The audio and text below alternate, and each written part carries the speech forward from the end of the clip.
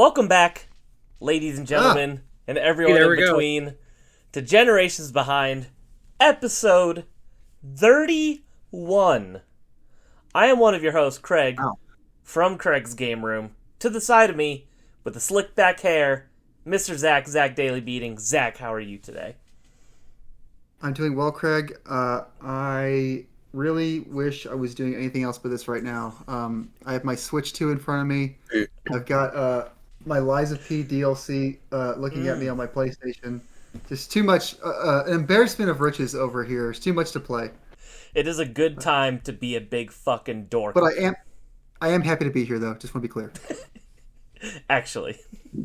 Below us, the luscious slut, Tyler Hate the Hate, Game Collecting Reaper, Kills Reaper, the one who hasn't uploaded in a very long time. Tyler, how are you today? Doing pretty good. Got that new video still on my hard drive, not uploaded. Have you started editing it at all? You told me to edit that last week. Honestly, I could probably just slap a freaking background music on. It'll be good to go. There's probably nothing I gotta change. It's literally probably the simplest thing. But I keep having these complex thoughts, like I want to add this to it or this to it, but literally, I could probably just throw a sound on there. Don't let perfection be the enemy of progress. Yeah, this is true, because no progress is being made. And now, like you said, there's way too much to play, so why the hell do I want to edit a video? Exactly. You know? But, got the Switch, too. Get off this Discord call till it's edited. We're staying on this Discord call until you post that video. Exactly. You're not going anywhere, buddy. Listen, we're already starting 40 minutes late because we had to brainstorm. Which, speaking of that, we already thought of some episode topics, but if there's any y'all want to hear us talk about, retro inspired, whatever, let us know. Because we're getting on the brink of we're thinking of ideas. We still got ideas, but let us know what you guys want to hear. I don't even know yet. I don't think it's so much of running low on ideas. For me, it's just I can't decide on what I want to talk about. Yeah, pretty much. Top 5 GameCube colors. So there we go. Number 1 has to go to the SD Gundam GameCube. It is the coolest shade of red. Oh, is it the dark red one? Yeah. It's sick as hell. Yeah, I think I've seen it. That is the coolest GameCube. I also wanted to say it's kind of crazy. Well, Craig, you never updated the topic of the show, so apparently we're still talking about Super Mario 64 today. I just fixed it. Oh, did you? It still says it. Oh, weird. Yeah. On topic of the show down there. Not at episode 32, down there where it's just topic. Don't worry about it. It's fine. It's fine. I'm just saying. So, guys, we're talking about Super Mario 64 today. But, the fun never ends. But anyway. TikTok clock. Yeah, I finally played it. We're going to talk all about it. Game's so big, we had to make a part 2, baby. Fuck talking about Nintendo consoles. Who talks about that when you got Mario 64 TikTok clock and Rainbow Ride, whatever the hell it's called. But yeah, I just want to say it's kind of crazy. We're on 31 episodes of this, and Craig never gave me a raise. It is a little kind of wild. For what it's worth, none of us are getting paid, including me. I'm not monetized, so... Yeah, we're doing this out of the goodness of our hearts. Yes, we're doing it for the love of the game, baby. The love of the game. Today's episode, 31, we're ranking the Nintendo consoles. Very exciting. Semi-topical because a new Nintendo console just launched a few days ago from when we're recording this, the Nintendo Switch 2. We all, I think, would low-key rather be playing our Switches 2s a little bit right now, but we love you guys. We try not to miss an episode. And we're going to make sure we have one for you. Yes, sir. And to be clear, Nintendo systems with handhelds, consoles, all of it, not just the stay-at-home consoles. Yes. We'll go into the nitty-gritty, but yeah, Nintendo consoles and handhelds, so we're lumping it all together. We're going to make a tier list. We're going to have to agree on where it goes on the tier list, so I'm sure we're going to get mad at each other at some point. That's always a good time. I love arguing with you guys. It's one of my favorite things to do. And we're going to have a grand old time. We have some audience write-ins to start out the show. Oh, but first, want to pimp. Zach has a new video reviewing the Nintendo Switch 2 Welcome Tour. Make sure you guys will go watch that. Tyler, since we're forcing him to do his video tonight, inevitably he will have a video for you to watch too, so make sure you check that out. And I will hopefully have a new video up by the time this goes up as well, going over my Switch 1 collection. Goal was to have it before the Switch 2 came out, and then it took me too long to edit, And then when the Switch 2 came out, I was like, I'm not editing a video about Switch 1 when I could be playing my Switch 2. So, in the video I'm talking about it, I'm like, man, hopefully I even get one. I don't know if I can get one. I had no problem getting a Switch 2. We'll talk about that soon, though. Because, of course, we have to talk about it. We're a retro-focused podcast, but there's new hardware. We're going to want to, talk about it for a little bit, have a good time, talk about the Switch 2. Some audience write-ins. John wrote in, as a follow-up from last week, saying that we talk about too many RPGs on the show. And he says, John here, and what I was saying is you guys play too many RPGs was for the show, not what you play off the show. Just wanted to make things clear. John, you will get banned from writing in. Because we talk about every game that we play on this show. So all of the games mentioned are talked about on the show. We talk about what we've been playing every 2 weeks. So all of my statistics from last week stand. If you're talking about the game-specific episodes, valid-ish. I mean, half, right? Half is our favorite genre. We have a bias, it's okay. 40% but game 2 or something. Yeah, but, ignore the fact that our next episode is going to be on Fire Emblem and Sacred Stones. Ignore that. We haven't gotten there yet, so not part of the statistic yet. But yeah, John, what's your beef? Are you mad we're not playing Doom for you? Do you want us to pull up Half-Life 1 and whip that out? Because we could. I think we should do Half-Life at some point. That'd actually be really cool. We need to play some more boomer shooters for sure. Yeah. I think doing like the original Doom, so I would love to play those. I think doing like a Doom trilogy episode would actually be really cool. Maybe that should be like our first more FPS one if we did like Doom 1, 2, and 3. Because I feel like it's 3 games, but I think that's a one episode thing. Like, short enough to make. Yeah, I don't think we kind of need like the Golden Axe, Yeah, I don't think we need a dedicated episode for each old Doom game. The Dark Ages just came out too. There's so many games to play right now. It's hard. Oh, and then, all right, so we could do the Doom trilogy. Okay. And then episode after, top 5 things we could run Doom on. That'd be a good one. That'd be a good one.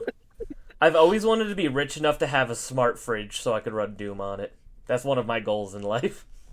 We were looking at fridges a couple months ago, and we saw one of those. Going to look at the expensive fridges because want to see what the good life's like. There was a fridge at Best Buy with the one where you can order your groceries on the freaking screen. It was really pretty, but it was like $3,000. Like, who has a $3,000 fridge? Come on. And if you're ordering your groceries on your fridge, I am judging you. Get your ass up and go to Aldi's like the rest of us. Just because you have money doesn't mean that you're above us. Where do you go? Aldi's. Aldi? You're yelling and it cut out. It cut out. It said Aldi's and it just stopped. You can't discuss me, baby. I'm too powerful. I'm too powerful. You guess what I said. Yeah, we just bleeped it out, guys. That's what we really did. That's true. So where'd you go? Stupid. I thought it was a genuine question. You actually, if that didn't cut out, you would have got me. You would have got me good. That's so unfortunate. It was just like, all these. Shout out to, I randomly remembered when, good old Now I Rock a Teller Suit got me with, a D's Nuts Jokes many, many, many episodes now, so, if you guys, I'm very bad. I always fall for the D's Nuts jokes, so you guys could definitely get me good. A European exclusive game or something like that? I got Zach on his latest live stream. Made him read out Martin. Oh, God. Like 5 times. Wait, what'd you do? He was like, because it was, he beat Mario 64, and then Peach, kissed Mario, and I put in the comments, I was like, Mario's linguini got hard there. And he was like, Mario's linguini got hard there? I couldn't read it. I was like, Mario's linguini got hard there. Got hard there. Mario's linguini got. What are you saying, Tyler? And I was like, oh, damn it. That's funny. He just kept reading it. And I was like, this is great. That's awesome. So yes, John, thank you for writing in. We'll do a Doom episode for you by the end of the year. I'm putting that out there. I'm going to make us all commit to it. Whoa. Damn, he said within 6 months. You can get all those games on sale for Switch every other month for $4. So It's It'd be a good accessible like now. Christmas episode. That'd be fun. Play Doom for like Christmas. Nothing says Happy Holidays like ripping and tearing demons. So How about we just say fuck him? We make it episode 36. 36. No one do it. Is Yeah, that ain't that? is that our next game specific one? No, because we decided Majora's Mask, and I want that, so it can wait. Okay. All right, John. Episode 39. There you go. You heard it 39. now. Yes, Pat- Craig really wants to play Majora's Mask. Yes, I do. Patrick wrote in as well. He said the Switch 2 is not a Switch Pro. It is a true generational leap. Please help shut down the hate. Zach, I'm gonna fill you in real quick. Okay. The hate is Jason. Oh, great! Your Of best course. friend Jason. So I guess we could just go ahead and lean right into this. Before we talk about what we've been playing, why don't we go ahead and get all of our Switch 2 thoughts out there? We've all been enjoying it. We all got ours. I think all three of us got ours at midnight-ish, right? I got mine at 9 o'clock my time. West Coast, Best Coast, Y'all and get all the that. sticker, or y'all get the actual box bundle? I got the one with the sticker.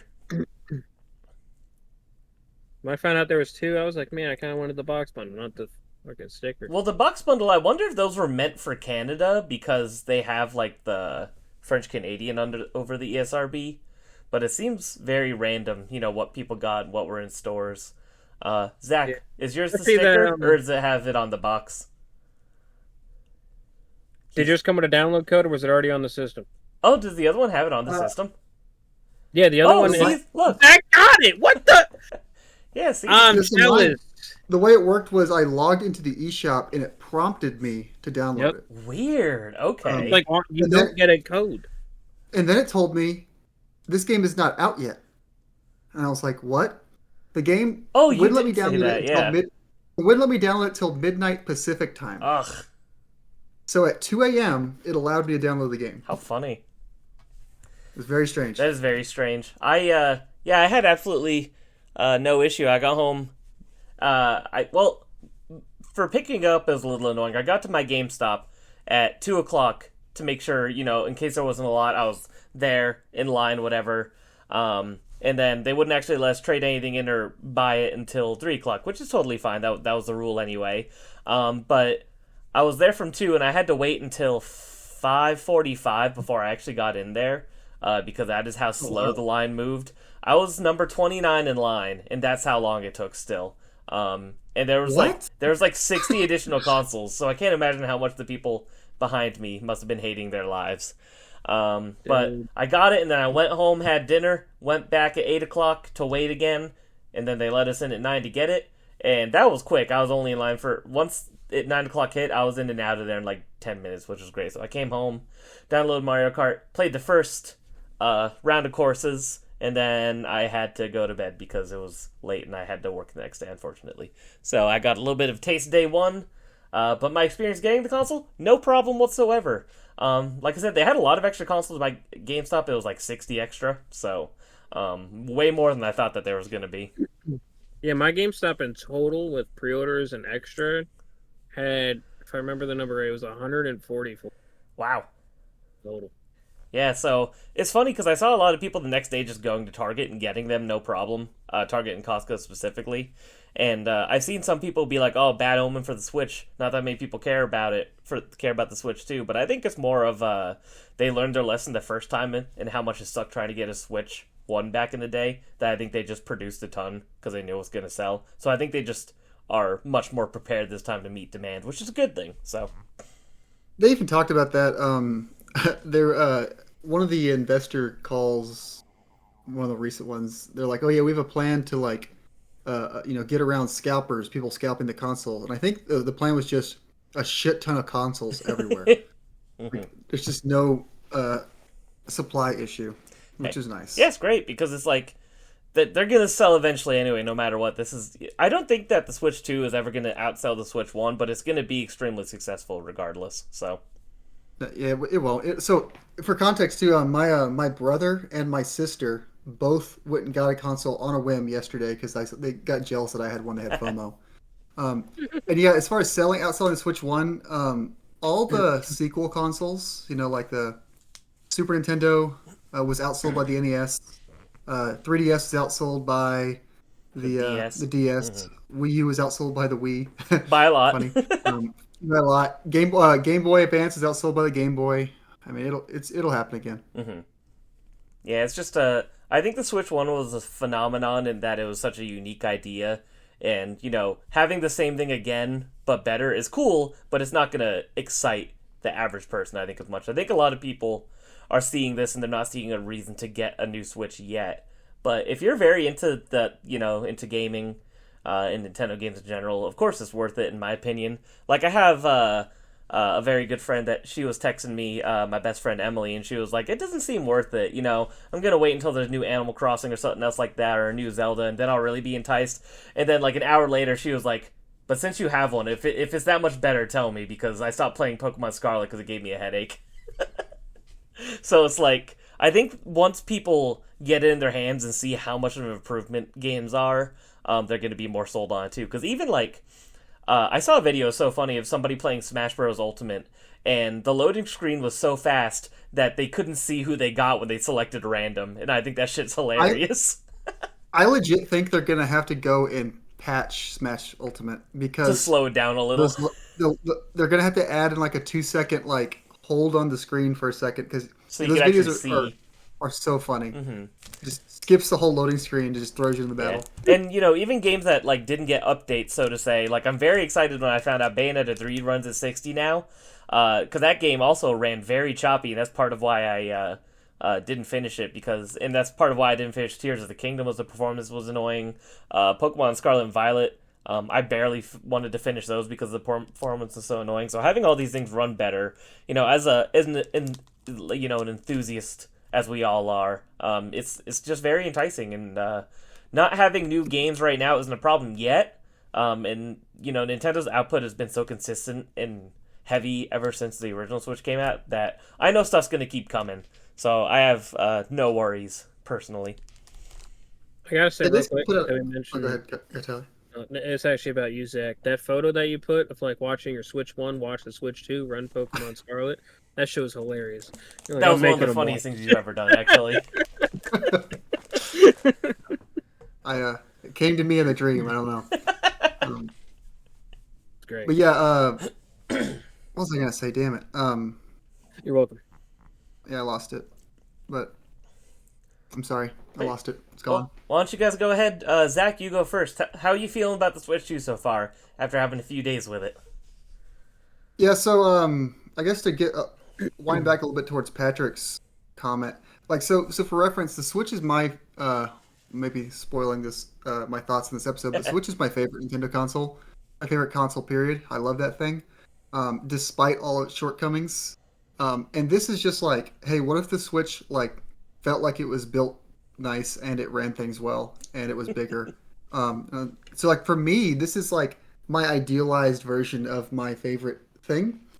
And while I can see the complaints that people are saying it's not different enough, because it is just a bigger, especially when it takes your whole library and just ports it over, you don't really feel like you're doing anything different. You feel like you're still playing the same games. You have all your stuff there, same interface.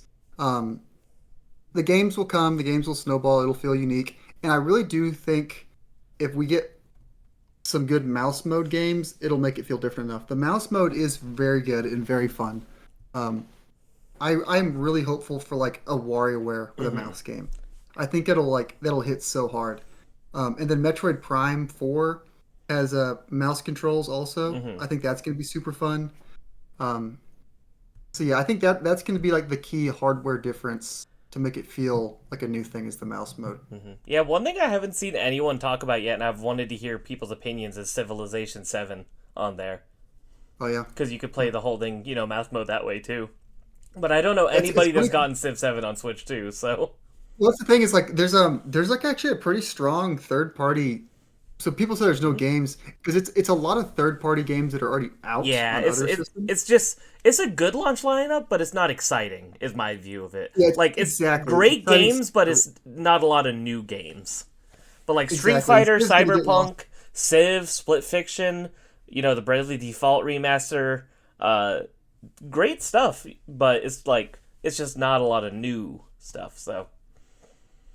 Yeah, I need to look at some Civ impressions for the mouse mode because that game's definitely getting lost. I feel like Cyberpunk is like the big third-party thing Yeah, people are because talking about. I think people are just shocked that it could run it at all. And from what I've been told, it runs very good. It's like it's 40, but it's like a stable 40. So, and when I played it originally, it was on, 10 frames per second half the time on PS4. So the Switch 2 is already running it better than the first time I played it. 40 looks a lot better than 30. As dumb as that sounds, You can tell. I played Switch 2 Welcome Tour, and they literally showed me the difference between 40 and 30, and 40 looks so much better than 30. 30's not. I'm not like a FPS snob. I prefer things to be above 30. Mm-hmm. I can deal with 30. When you start getting below 30, that's when it starts getting really noticeable for me. Yeah. But I can deal with a locked 30. So locked 40, I'm good with that. Mm-hmm. Tyler, what are your thoughts about the Switch 2 so far?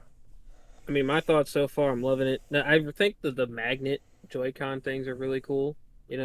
Oh, I'm afraid I'm going to break them because I'm sitting there going like this over and over. I'm like, they cannot be good for this, but... Oh, you're playing with it, like, intentionally. Yeah, like I'm like clicking them in and out. Oh. And I'm like, I thought you were accidentally hitting it when you're playing. You're purposely playing. Yeah, I'm like, this is a habit I need to break. I'm sure it's not good for this, but it's it's fun. One of these and just yeah. They're playing with it. Man. But yeah, I mean, so far I only played Mario. Well, I played Mario Kart World, and I'm digging that. I beat all the cups, and unlocked special cup. Beat that cup. Spoilers. And then, obviously, special cups in the game. Sorry. You asshole. But yes, I spoiled Mario Kart. Sorry, everybody. And then I've touched with the GameCube NSO a bit. Played online. With my friend Hector. How was that? A little bit of Soul Calibur 2. Ran pretty good. Cool. Played Soul Calibur 2, and we played online for F-Zero a little bit. Nice. So, and those were good. Made me... And then I seen Zach's post today, and it was like, got my GameCube controller, but it was like from a day before. And I was like, F it, I'm going on Nintendo's website, and I ordered a GameCube controller, so now I have a GameCube controller on my way. Yeah, I need to get one. And then I'll be able to play it even better. Yeah, I definitely need to get one. GameCube controller is my second favorite controller of all time, so that'll probably be my go-to. Behind the Virtual Boy, right? Behind old Reliable here. The best controller of all time, and everybody laughs, but I'm not kidding. The Stadia controller is the best controller ever made. What if I pulled up a wireless Virtual Boy controller? Be like that's what I rock with every day. Just get a Virtual Boy controller, just cut the wire off. It's wireless. Yeah, you're right. But yeah, I think tonight when we're done recording and we get off, I'm probably gonna try out Pokemon Violet. I want to see the differences. Oh, I'm telling you, dude, it's insane. I gotta experience it. It's insane. When I literally booted it up and I walked and I stopped and I like mouth agape. I was like, oh my god. I'm like. It didn't skip 30 frames when I took a step. This is incredible. I went to that town with the windmill, and you could see the windmill moving more than 2 frames a second. It's beautiful. It still has pretty bad pop-in, admittedly, but it's way, way, way better than it was. So, I'm really hoping, because like with how the rumors are with like Gen 10, like apparently it's supposed to be like a bunch of different islands per se, and it's gonna have like a big diving mechanic involved, like. So, like, I'm like, man, if they could just pull this off, make it look good, and, like, make it run well. F a Switch 1 version. Just do Switch 2, you know? Pretty much. But, yeah. Switch 2. Make Trico in the game. You're great. There you go. On Scarlet, I've seen people are saying not only does the game run better, but the Pokemon density is higher. So, like, more things show up. Yeah. Did you see the post where somebody was doing a Porygon 2 outbreak and they found 10 shiny Porygon? Yep. Yeah. I was gonna say that the shiny hunting is like broken because they're like there's so many Pokemon. Yeah. You can see them, one, and two, there's so many. The shinies are just like everywhere. Yeah, this makes me want to get heavy into Pokemon Scarlet again. Greg, we gotta finally play that DLC, man. We do. This is the time. It'd be fun. This is the time. Zach, have you ever played the DLC? Oh yeah, okay. DLCs. I was gonna say you should join us, but I don't know if you could. I don't know if you could replay it. I don't know how it works. You can go to the areas. Yeah, you can just join the world and run around. Yeah, that'd be fun. We should. That'd be fun because I haven't done this game multiplayer at all yet, so I don't know how it works. It actually works surprisingly well. As bad as the game runs, you just join your friend's instance of the world and you run around with them. That's cool. And Yeah. it's fun. Now that we're friends Um, on Switch, because I didn't realize till I got the Switch too, I was like, oh shit, we never added each other. no, you added me. I just deleted you months ago. But Fucking asshole. the speedrun record on Pokemon Scarlet and Violet has been getting chopped down because the game actually runs So now better. they can blast Like, through it. they can blast through it so much faster. So people are like, is this gonna be like a whole new category? Like Switch 2 version. The Switch 2 version. That's funny. Yeah, because I saw people messing around with Wind Waker on the GameCube online because the loading times like don't exist basically in that version either now. So people are like trying to experiment with it to see if that's the more optimal version to speedrun GameCube Wind Waker. Yep. Interesting Fun times stuff. we're living in, Yep. and I'm having a good time. I've probably played my Switch 2 for like 3 hours total so far, so I've barely even really gotten And to you play only it. played So handheld so far, right? yeah, I haven't even literally my dock and my Joy-Con grip and all that are still in the box. I just took out the controllers, the charger, and the console because I was like, I'm not gonna have time to hook it up to my TV, and honestly, I'm kind of dreading it because hooking stuff up to my TV in my game room is a nightmare just because of how I have everything set up, and I know I have to swap the HDMI cord because it's specific for the output of this with the 4K. So I'm not looking forward to it, and I'm kind of like, maybe I'll just play handheld forever. It's fine. I went and unplugged 3 different Switch docks from around my house. I know, 'Cause it's I had kind one of in the living room. kind of a shame that the Switch docks, the old one, can't work with this. Like, I get why, but that would have been so convenient too. Like, if it was like it worked, but it's not 4K, I would have been totally down for that. Yeah, they're not going to sell you another one for $100 a pop. Mm-hmm. At least. I think the original was $100 a pop. It's probably $150 a pop. Yeah, I think it was expensive. I saw you could buy it on Nintendo's website now, but I don't know how much it is. So, but I did get rid of my old Switch for this, so I no longer have my Switch OLED. RIP. Have no need. I do have though a Switch Lite still, so we have a Switch 1 in the house. In case we ever need it for some reason, but don't think we will. Seems like everything except for limited run games runs well on the Switch too. So I'm not sure if you guys saw that. No. So anything made in the Carbon engine right now just doesn't work. Like period. Like it's just like TV static. Oh, like Switch 1 games? Mm-hmm. Is that the picture in the Discord that Christian has? Yeah. This is like a... Because I didn't understand what it was. Yeah, if the Carbon engine isn't updated to run on Switch 2, so anything made with that engine just doesn't work right now.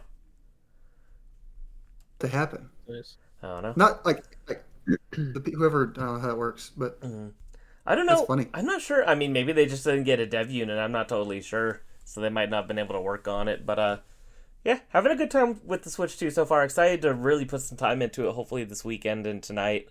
I'm just happy I got one though, because I figured it was a 50-50 shot if I was going to get it since I didn't have a pre-order. So I feel like I got lucky. Real quick, to Yes. answer Patrick's question, the generational leap, my thought is I think it is just about a generational leap with the load times and how performances like that. I do think going forward, though, not just Nintendo, I think PlayStation, Xbox. Yeah, we're just things are gonna past that start feeling time. things are going to start feeling more like iPhone upgrades, where it's like a little better, a little better. Like, we're not going to get Yeah. a SNES to N64 jump ever again. No, Or even we've like pretty much reached the peak, and now it's just incremental conveniences like faster load time, better frame rate, stuff like that. Things look as good as they're probably ever going to look at this point, and I'm okay with that.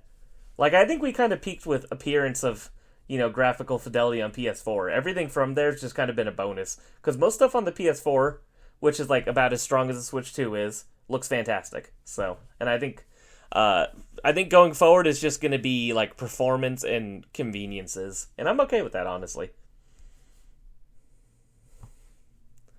So we're all living in the game in a VR headset. We're like walking around in the game. Oh, dude, I love Ready Player One. All right, Yeah. movie fucking sucks. All right, guys, so let's go ahead and talk about what we've been playing. I guess we could all just go ahead and talk a little bit about Mario Kart World real quick since we've all been playing that. Tyler, why don't you give us some of your thoughts first since you beat the game already? Yeah, technically I rolled credits.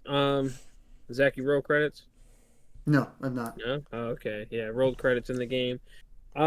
So far, I mean, I like it. Knockout Tour is really fun. Grand Prix is really fun. I explored in the open world a little bit. Mhm. Did some of the little side objectives. One thing I will bring up that I mentioned, well, Zach actually brought it up to me, and then we talked about it a little bit on text.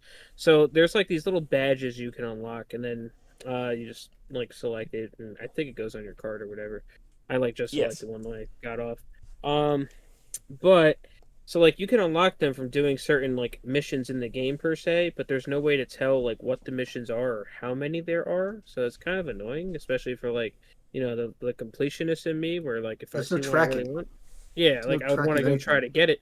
But like the only thing there's tracking, well, yeah, I think It'll if you tell you highlight how one many card, it'll tell you how many you've done, but not yeah, how many there are or where the ones you've done are or anything like yeah. that. And then as I've noticed in the open world, you could see how many like question blocks there are in an area, but you can't see like peach medallions or I think it's P-switches, if I'm Yep. right. Hmm. But Yep. so it's a little wonky on that end. But yeah, like that. I've been trying for the life of me because if y'all don't know, the way to unlock, I guess, skip ahead if you don't want to hear this, but the way to unlock the NPC characters per se, like the weird ones like the dolphin and all that stuff that's in the game. So like, I want the dolphin, but you gotta unlock it by getting hit by a specific item in a certain area, and then you'll transform into them, and then you'll unlock them. That's how you get it. Hmm. And Ah, I have a good amount of them, but I don't have the dolphin. I want to play as a damn dolphin. I've been playing the same knockout tour course for the longest time, trying to get hit by this damn item just to turn into a dolphin to unlock a dolphin, and I can't do it. that's funny. Interesting. So I'm getting tired of this knockout tour course, the cherry one specifically. The cherry one is the one I'm doing. And yes, Craig. What's the knockout tour? I haven't tried that yet. So like, Knockout tour is where it's like 24, however many, and then like when you get to the first checkpoint, it cuts down to 18. You get to the next one, it like cuts down The like race oh, doesn't like stop. it's You keep elimination. racing. yeah, Yeah, pretty you much. keep Oh, racing that from sounds it's cool. one long Is race. that an online Yeah, thing or is it against NPCs and stuff as well? you can do both. Oh, okay, that's neat. Okay, cool. I gotta try So, that then. I've only done just And the regular there's Grand Prix. separate cups for it. Like you get like mhm, trophies for those cups Oh, also. So. interesting. Okay. yeah, and but yeah, unlocked all the regular characters. Still need to do some outfits. Well, a lot of outfits. But yeah, trying to get all the NPC characters. And if you, well, nah, well, spoiler. Skip ahead like 20 seconds, I guess. If you actually, I like it because I mean, it's not really a spoiler, but how the character selection screen's like all it's like a disorganized mess when Oh, you're I hate unlocking it. costumes. I absolutely But, hate it.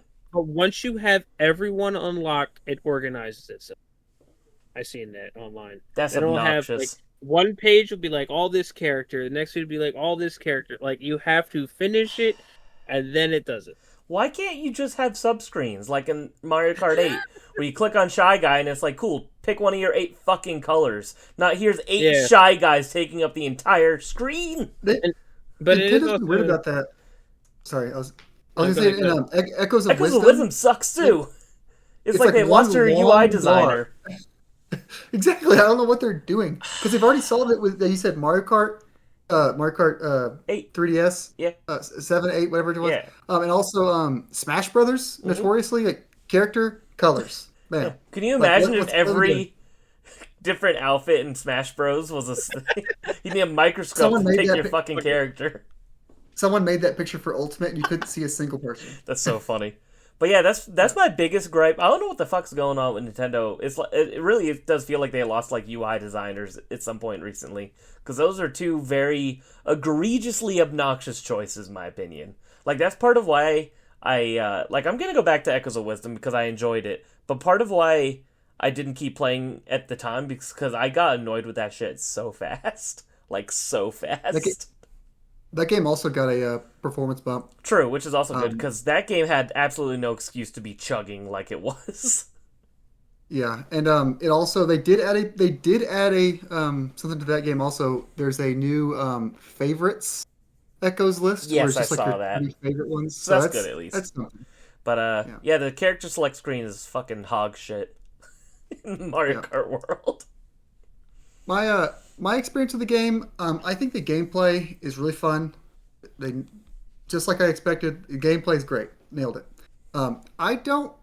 I'm not in love with the free roam like I thought I was going to be because like it's not that I think it's a bad idea. I just don't know. Like, I feel like I'm just wandering for no reason. Yeah, Like, it I go doesn't feel get like there's a purpose. so I get the P switch. Like, this should work for me. I find a P switch. I do a little mini game, and it's like, okay, you got a badge or something, but like, I have no incentive to go find another one because I don't have the collector part of my brain with like a checkbox of like, there's 100 of them, and I can get all 100 of them. It's just like, okay, you got one of an unknown number of them that are around. It's like Breath of the Wild Korok seeds. Hmm. But in Breath of the Wild, you're already running around doing other things, so finding Korok seeds along the way is like a fun distraction. This is like, what is the purpose? If like 'cause the races, you can just click Grand Prix. Why am I exploring just to I just feel for they should fun? have like they should have tied like NPC characters kind of like to that instead of like this item thing. Like if they would have done that, like, oh, complete this, get all the badges or something in this area, you get that character, Yeah.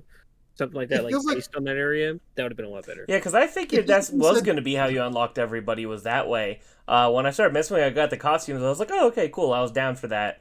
But I figured that's just how you're going to be to unlock a lot of those characters. And after a little while, I noticed I wasn't getting any characters, but I was getting a lot of costumes. So I didn't know if I was doing something wrong. it's like playing Breath of the Wild, but like there's no shrines. You're just running around doing Koroks, Hmm. and like that's the whole game. And you're like, this is fun, I guess, but I don't really know what the purpose is. I'm just kind of wandering. And Like I don't get I don't either, know. because even with the costumes, it doesn't seem consistent. Like, I'll get, like, one of the food bags, and I'll get a costume. Then I'll get another food bag, and I'll turn back to normal. And then 3 food bags later, I'll get a different costume. I'm like, is this just totally random, I think or... it depends on the food bag from the area, and only certain characters have costumes in certain areas. Like So you Mario really has gotta one. look all this shit up if you want to get everything. Yeah, like I was But you racing see a how many shy costumes guy you're missing. yesterday. Yeah, That's true. I was racing a shy guy the other day. Well, I guess yesterday is the only day. But he only has 2 separate costumes, and I did a whole Which knockout is tour, and bullshit. I turned into the one, and then I turned back into shy guy, and then I used it again, and I was just shy guy, and then I used it again, and it was just shy guy, and I was like, okay, well, it's none of these. Very strange. How do you guys feel about a majority of the courses not being, like, traditional in terms of, like, you go through the same one 3 times in a lap, you just keep going? How do you feel about that change being a majority of the races? I'm still trying to understand how I feel about it. I do. My initial impression was, okay, it feels like I'm just kind of driving on a wide road for the first 2 laps, and then the last lap is like the cool, interesting like course. Hmm. So like, I don't know. It's like it can work, but I feel like some of the races I've done so far, it's like I'm just kind of driving straight for the first half of the race, and then it does the actual course. Hmm. I don't know. Yeah, a lot of them do feel similar in that format. Um, I'm enjoying it, but I do think I prefer, the traditional kind of 3 lap of the same course over and over again. And the reason for that is I feel like you learn the course better, even if it's your first time playing it. When you're on your 3rd lap, you're already familiar, so you know where you're going. You've maybe figured out a shortcut or two, and you're just able to familiarize yourself right away, because of the repetitiveness. And one thing, this is super nitpicky, but I hate getting a banana now because it feels totally useless since you never pass that banana almost ever again. Yeah, I didn't even think about that. So it's like that's a totally useless item now, pretty much. It's like, I don't know, that's a strange choice to me. I'm like, I almost feel like the item should be different now because it's like you throw that banana and it's just in the background forever now. And the roads are so wide in a lot of these courses that bananas aren't even a problem. You're never gonna hit a banana. So it's very strange. I thought that was kind of weird. Is I it think it'll be. Sorry, go ahead. good? Okay, I is was it gonna just me? oh, I'll be quick. I think it'll be fine for everyone's first pass in this new format. Hmm. I think in the long run of multiplayer, playing this with your friends, like it's gonna get old. Everyone knowing the first half of this race is just waiting to get to the actual race. Hmm. Like when you play Mario Kart 8, you jump right into it and things are hectic right from the start. Now you're gonna have to like earn that. I feel like I feel like it's gonna get old quick. Yeah, like I'm enjoying it, but I don't see this being a super replayable game like a Mario Kart 8 or a Double Dash or something like that, Exactly. right? Exactly. Um, I don't know. It's weird because I feel like I'm being hard on it. And I'm not trying to be, because I did enjoy what I played of it so far. But I don't know if that's a welcome change, in my opinion. Like, as we're talking about it, I'm like, I think I'd prefer it not to be like that. The only saving grace, I think, is if this becomes this is a launch game. It's going to sell a shit ton of units. If they make this like a platform and they just keep adding courses throughout the course of the generation, and they add more traditional, regular 3-lap races, that'll fix it. Definitely. Well, I think if you go to versus race, you could still just play like the separate track, and then it has like the 3 laps and stuff. I mean, it's not the same as the Grand Prix. Yeah. Does it work like that? Do you start I believe so. Yeah. Like if I pick the DK level of freaking DK spaceport, do I still have to drive, like, do my commute there, or can I just start at the bottom of the thing?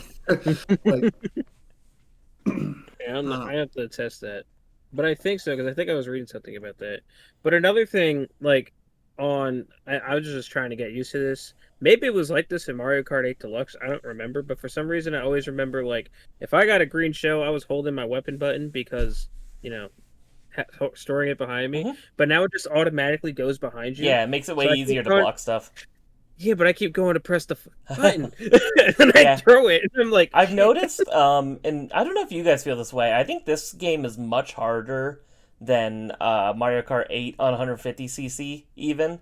I feel like the NPCs are pretty aggressive. It feels like you're always neck and neck with like the top 5 is always super duper close. And I feel like when you're in first place, it's like the green shell is like I feel like I'm playing defense a lot. Like I'll get my shell or something, and I just refuse to use it because I need something to block it. Something's coming from me. Like I feel like I'm really on the defensive in this game, and I think it's pretty tough. I've had to redo. I think I've done 6 of the 7 of the original, Grand Prix kind of like course sets, and 2 of them I did have to do more than once to get first place overall. Craig, just remember, there's that rewind feature. If you have a blue shell coming, right when it goes to hit you, rewind, you won't get hit. Oh, I didn't even know that was a thing. I haven't used it either. I didn't know that was rewind. How funny. Twitter. Yeah. So I think if you're playing single player Mario Kart, or even like casual multiplayer, if you're like high level, I'm sure the crazy online people have different strategies, but if you're playing casually, the strategy is get in first and stay in first. If you're in the pack, everyone eats each other alive, right? With all the items, the nonsense, and the first person just keeps getting further and further away. In this game, it's just compounded because there's more characters. Yeah, so what is it, 24, right?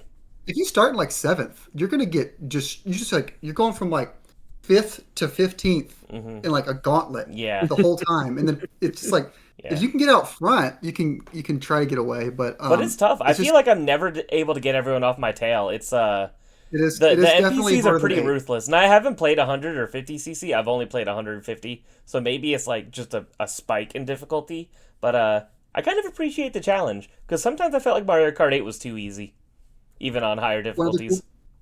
One other cool thing I don't know if y'all noticed: if you beat a cup on 150, it gives you credit for 150. Instead of having to do 50 and then do 100, then do 150. That made me happy. That's how I started it. The first cup, I did 50, then 100, then 150. And then I was like, I'm not doing that. I'm just going to do 150 for now. And then I did it on the second cup, and I was like, motherfucker. I was like, that works like that. Welcome change. I was going to say, I noticed there's the cup and then the stars. Do you know what is, like, so it's 3 stars if you get first place every race, right? That's how it was in 8. I'm assuming that's the same method here. Okay, yeah. Because I definitely don't get in first place every race usually, so I'm just taking the gold cup and I'll take it. The first place overall. Doesn't seem like there's much unlockable for it, so. There isn't? Maybe there's a badge. Maybe there's a badge. We don't know. We can't tell. Well, I know in Mario Kart 8, this might be different. In Mario Kart 8, you got gold Mario if you did that. Oh. You got the gold.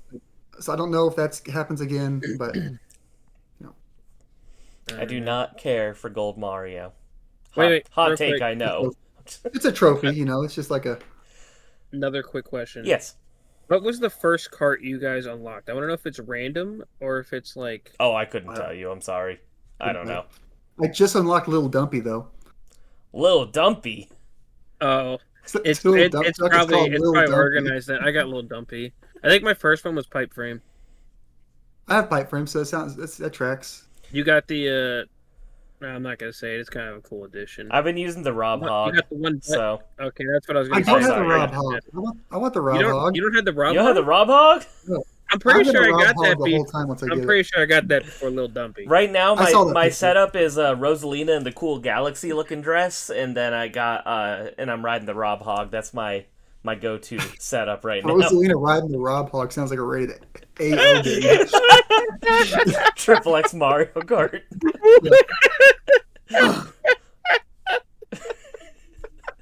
Don't search that in your search bar. Rosalina Rob Hog. Perfect. Oh, we lost Tyler. He's gone. His whole camera is shaking. You alright there, buddy? Good. Yeah, I'm good. Anyway, who's been your character card combo, Tyler? It's been Rosalina. No shit. That's awesome.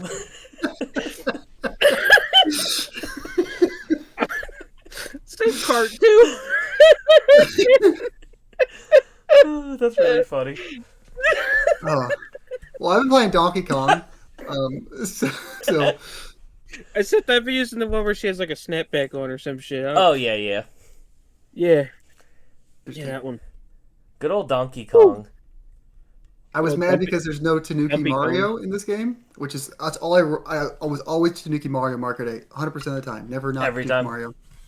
I remember I googled it today, and stupid. I hate it so much. Google's stupid AI search engine bullshit. It's the worst. I typed is Tanuki Mario in Mario Kart World, and it says yes, Tanuki Mario is in Mario Kart World, and he's a distinct character, unlike this other thing. And I was like, I'm not finding anyone else saying this. So I read further down, and it just scrubbed a Reddit thread from months ago and just like incorrectly took someone hoping it would be the case and just like took that as the answer and just told me yes, he's in Mario Kart World. It pissed me off because he's Thank not. you, Google AI. Thank you. AI is the future, ladies and gentlemen. Just wrong. It was just absolutely wrong. Alright. Any other thoughts we want to share on Mario Kart World? Or we think we got it covered? I think I'm good at Mario Kart World. Okay. This is gonna be a long episode. This Boys. is going to be a long Trying to episode. We're already at 50 minutes. Yep. And we haven't finished talking about what we've been playing. Tyler, what else have you been playing? Mario Kart World with Rosalina on a Rob Hog, and also I got Black Ops 3 on my PC, and I was playing like modded zombies maps. So I was neat. doing like Luigi's Mansion. You literally play as Luigi, Professor Egad, Mario. I don't know. Fourth would be I played with 3 people. And you're literally going through the mansion. You still have normal guns and stuff, but they're actually ghosts coming after you, so that was kind of neat. That's fun. And then the other one I played, which I actually beat because they all have like a little storyline Easter egg type to them, was a Crash Bandicoot one. Those were actually zombies, but it was like this whole linear kind of like loop per se. And you pretty much had to get the power crystals, you had to charge the door, you had to go through the door. That's where Pack-a-Punch and Power and all that stuff was. They had to do like these mini games, and then you had to fight this boss, and then after the boss, which was actually Cortex in a blimp, then once you beat that, which got a little crazy, then you would ride Spyro and leave and beat the level. So we did that. Good stuff. There's some crazy levels on there. Like, That's fun. yeah. So doing that and Mario Kart World, haven't been playing too much the past 2 weeks. Yeah. Zach, how about you? So I'll start with my non-Switch 2, real quick. So non-Switch 2, I did play a little bit of Elden Ring Night Rain. Weird game. It is like it's literally Elden Ring Fortnite. So strange. I have not played in about a week. I know they've done some balance patches, but when I played, playing solo just wasn't an option. It just was not. Yeah, like, I heard it was an way option, too but hard. Yeah. It was way too hard. It was you could do it, but it wasn't balanced for it. Playing with randoms sounds like what it sounds like. If they know what they're doing, sure. If you're playing with like people who are just running around, you might as well be playing by yourself. Yeah. Playing with friends, it is a fun game. I want to play more of it. Mm-hmm. But yeah, I won't dwell too much on that. Switch 2 games. I started Wind Waker. I got through the tutorial. I'm on the boat now, heading off for the island. King of Red Lions, baby. Well, sorry, not the boat. I'm on the pirate ship, leaving Uh, outside island. Yeah, yes. just the tutorial. Um, let's see. I played Welcome Tour, as y'all mentioned. I think Welcome Tour is a. I thought it was actually pretty good. I thought it was a good little tech demo for the system. It's still egregious that it's not packed in because it would have done a very good job as a Yeah. pack in because it describes the system to you. Um, but the only other thing I've been playing, I did play a good bit, like 3 cups worth of Fast Fusion. Have y'all played I want to get that game, Fast dude. RMX or any of those other fast games? I I haven't. played Fast. I've heard good things though. Yeah, so Fast Fusion. So first of all, it's $15. Super, a budget title. It performs great. It's super smooth. Like I think it's a locked 60. I don't know if it's 4K because my eyes probably can't tell. But it looks good. It looks appealing and it runs really smooth and it's a fun racer. And it's basically like F Zero or like Wipeout. If y'all played F Zero GX or like Wipeout HD. Zero Jack so Um, good. yeah, so it kind of plays like those. I'm loving it so far. And like I said, $15. And there's no fluff. It's just like pick a race, race. There's no story. There's no nothing between it. You just click your car or click your spaceship, whatever they're called, and then you start a race and you're moving. I like it a lot. Nice. I'm gonna pick that one up. I was thinking about it yesterday. Probably get it for the weekend. And it has a cool title screen. Some guy just goes Fast Fusion, like an old arcade. Like it sounds like you're at an arcade whenever I you start love the that. game. You haven't Yep. picked up Deltarune yet? I've not started it yet. Because I was like, what do I want to play first? And I was playing a set that was like, obviously, Welcome Tour feels like if I don't play it now, there's no point to ever play it. It is like the tutorial game. Yeah, that's fair. Mario Kart, I've been playing just to kind of stay in the loop, just to kind of like be in the conversation. And then Fast Fusion is just like a really quick pick up and play. Deltarune, I want to try and start this weekend, but I'm gonna need to I want to sit down with that one and I'm gonna play this game for 5 hours, something Yeah. like that. So I get that. Speaking of overpriced things, didn't mention it. But I was gonna say I don't think that Mario Kart World is worth $80. So, just to throw that I out think there. I think the true testament's going to be is there post what is the post launch support like and how are they monetizing it? If it's free updates of courses and characters and all that, and it's just like an $80 like Entry you play the fee, game for the yeah. whole Switch, yeah, sure, but that's not what we see right now. And if they start charging for post launch, or if there's not good post launch, then yeah, what I played right now, it's Mario Kart. Yeah. I don't think it's It's not gonna be like Game of the Year or anything. It's great, but it's Mario Kart. yeah. I'll play this game for years, hopefully. But I'm just it's not glad to gonna be see Mario not hop out of the cart so Zach can't fight me on my fantasy league. Wait for Donkey Kong Bonanza. It ends up being a 3D Mario game. Mario shows up, and I take that from Christian. There you go. Dude, the fact he bid like $70-some on that fucking game. Yeah. Like that's your whole budget. So I have obviously we talked about Mario Kart World. I've played Fire Emblem Sacred Stones. I looked up the amount of chapters that are in the game, so I'm about a third of the way through the game. I decided to play it on my 3DS. Now I regret that because I only want to play on my Switch 2 right now, so I wish I would have just started on Switch Online. But my thought process was I was being a little negative. I was like, I'm probably not going to get a Switch 2 since I didn't get a pre-order. So I just assumed I was going to possibly not have a Switch since I put all my save data into the cloud on my Switch 1. And then it was a clean slate. But I guess I should have just started on Switch because now I'm thinking about starting it over, but that's like, about 4 hours wasted or so. So I'm not sure if I Well, want to start over. You could turn off animations, True. which saves a lot of time, and then it does have rewind, and you've already beaten the first however many chapters. So I could just cheese the room probably. Cheese your way back there, then start playing legitimately once you get there. True. I don't know though. I'm pretty unlucky. It's like I'll be fighting enemies where they have a 30% chance to hit me, and every fucking time they hit me, like I'm so unlucky with Fire Emblem in that way. Rewind. Who cares? I wonder though, because I'm like, You didn't hit me. I wonder at what point all of that stuff's already decided, right? So like if I go to battle an enemy and I die, if I rewind and try again, is there a chance that it'll not hit me, or is it already It's already predetermined?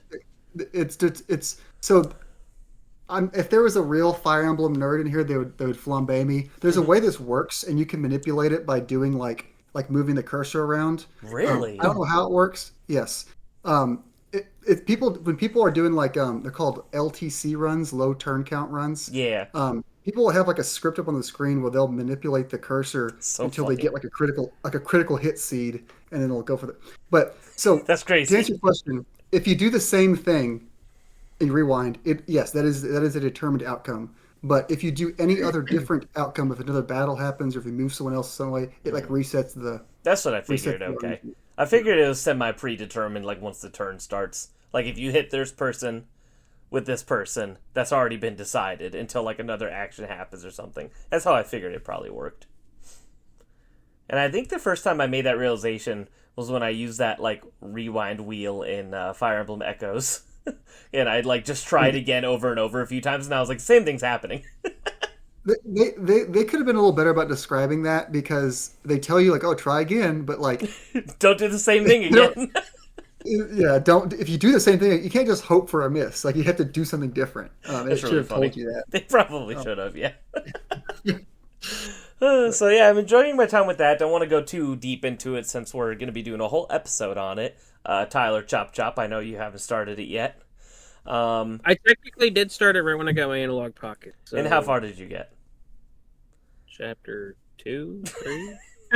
Exactly. Well, I'm probably just gonna start again on NSO since now that I got the Switch too, so it'll be a lot easier. Yeah, I might just, because it's like I said, I probably about 3 or 4 hours in if I had to guess on 3DS. What chapter you on? So I think I'm on chapter 6 or 7. So decently into it. But yeah, we'll save the rest of our thoughts for that episode. I also played through Gargoyle's Quest on my 3DS, the Game Boy kind of weird. I don't know. I mean, people consider it an RPG. I don't really know if I consider it an RPG.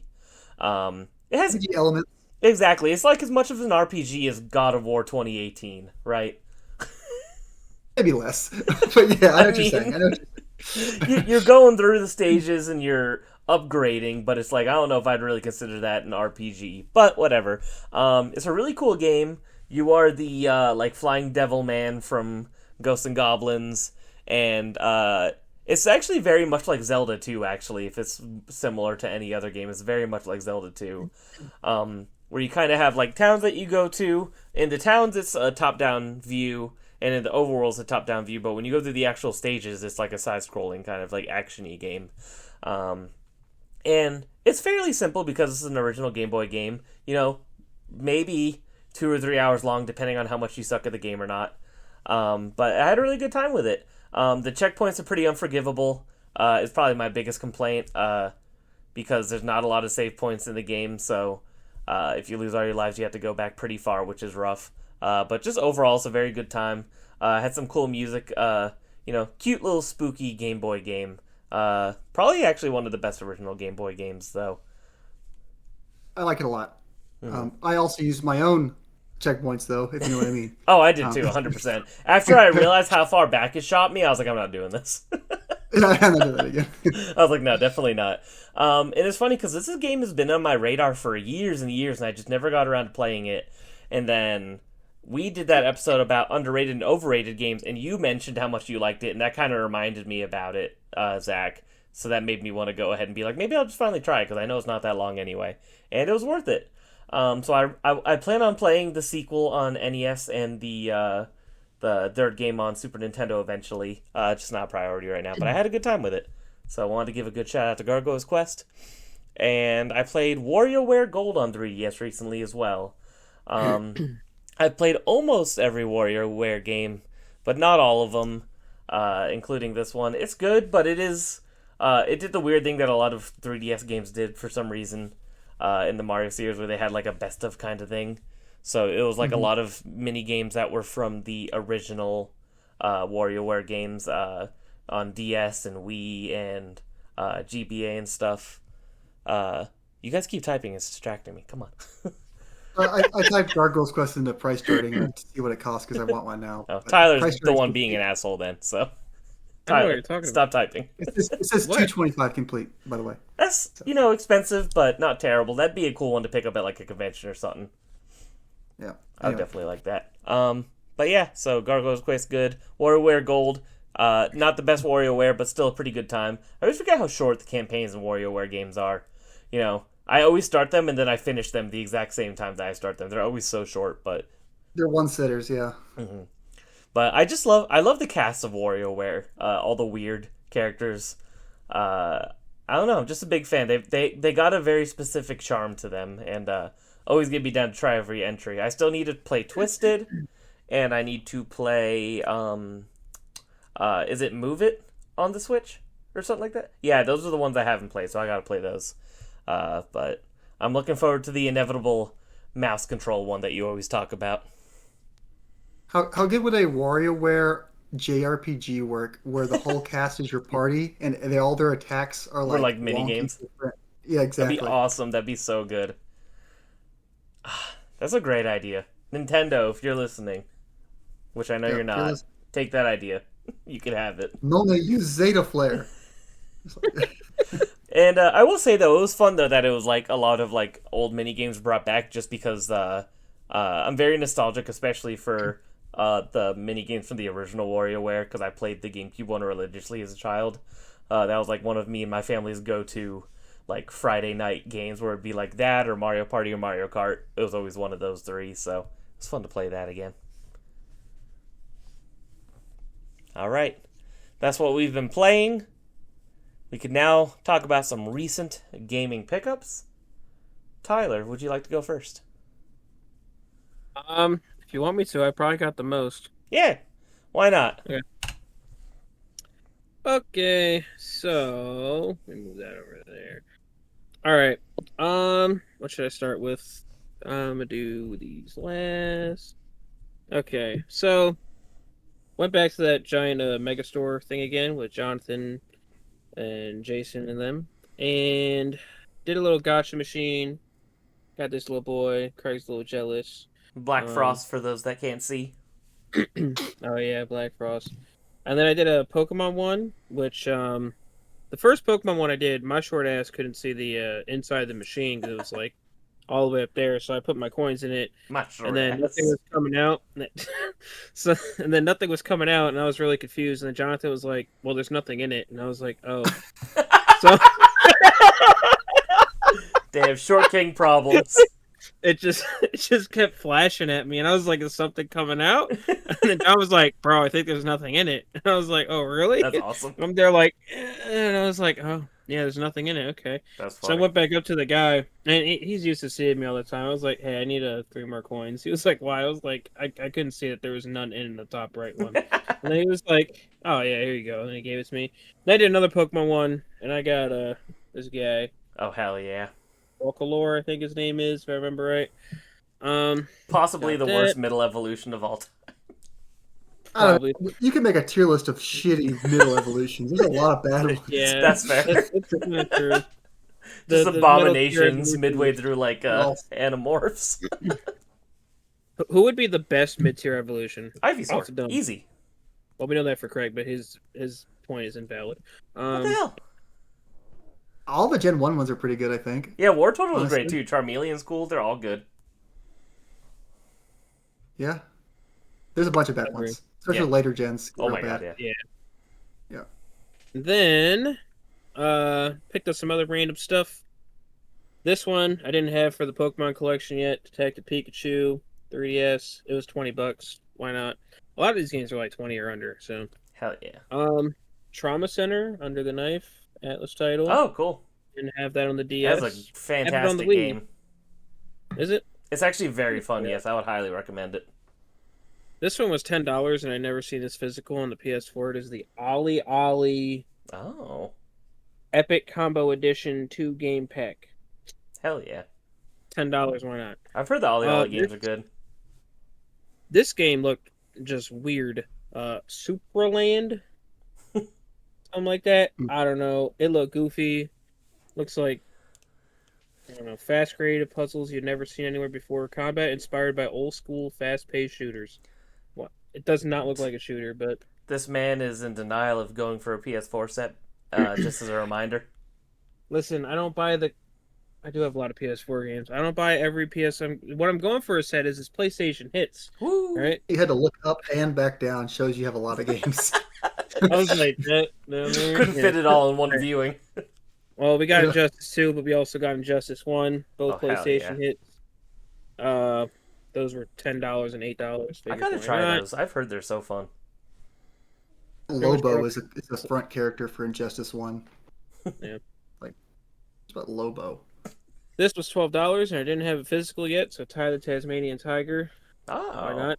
It's a little upsetting that only the Switch got the physical of like 2, but it's like in a bundle with 1 and 2. So weird. Picked up this little cool looking bullet hell, whatever the hell it is, Zero Strain. Oh, that Never looks neat. seen it before, so I figured why not? Anime on the cover. It's gotta be good. Exactly. And then we got Darius Burst EX Plus. Oh, those games are fun. Darius Burst is a great series. And then I also picked up Etherborn. Never heard of it. But it was cheap and it's a PS4 game, so why not? Why not? And then good old buddy X Button Gaming, Cross Buddy Button Gaming, whatever you want to call him, Chris, he hooked me up pretty big. He found this at a game store a couple months ago, and then he randomly messaged me and was like, hey, so I found this in my trunk, and I thought I shipped it to you, but I didn't. And I was like, hey, man, no worries. He found this for $8, which this is the last rarest PlayStation Hits game I need, as far as I'm aware, for the set. And that is Dragon Age Inquisition. Nice. Good luck. He found it for $8. I don't know. This man found like this for me, Evil Within for me. You're a king, bro. You're a king. We need to get you on this podcast. Shout out to sometime. X Shout Button out Gaming. X Button Gaming. You might hear me on his show soon. So. Oh, Really? snap. Yeah. So that'll be That's fun. awesome. That's cool. Looking forward to that. It's always fun. He's a great guy to talk to. Yeah, he's a cool dude. And then, best of all, Christian went to Retropalooza, and Christian Bird Dog Gaming, that guy, awesome guy. He went there, and I was like, "Yo, if they got that Engage guy there again, and when he went, let me know and tell me what he has." Shout out to the Engage The guy. guy? Is it the same guy that we saw at our place? Same guy. Is this Same one guy who tours the country? With Just doing Engage it? games. Well, I mean, it was also in Texas, bro. He's not touring the country. He's in Texas. You're right.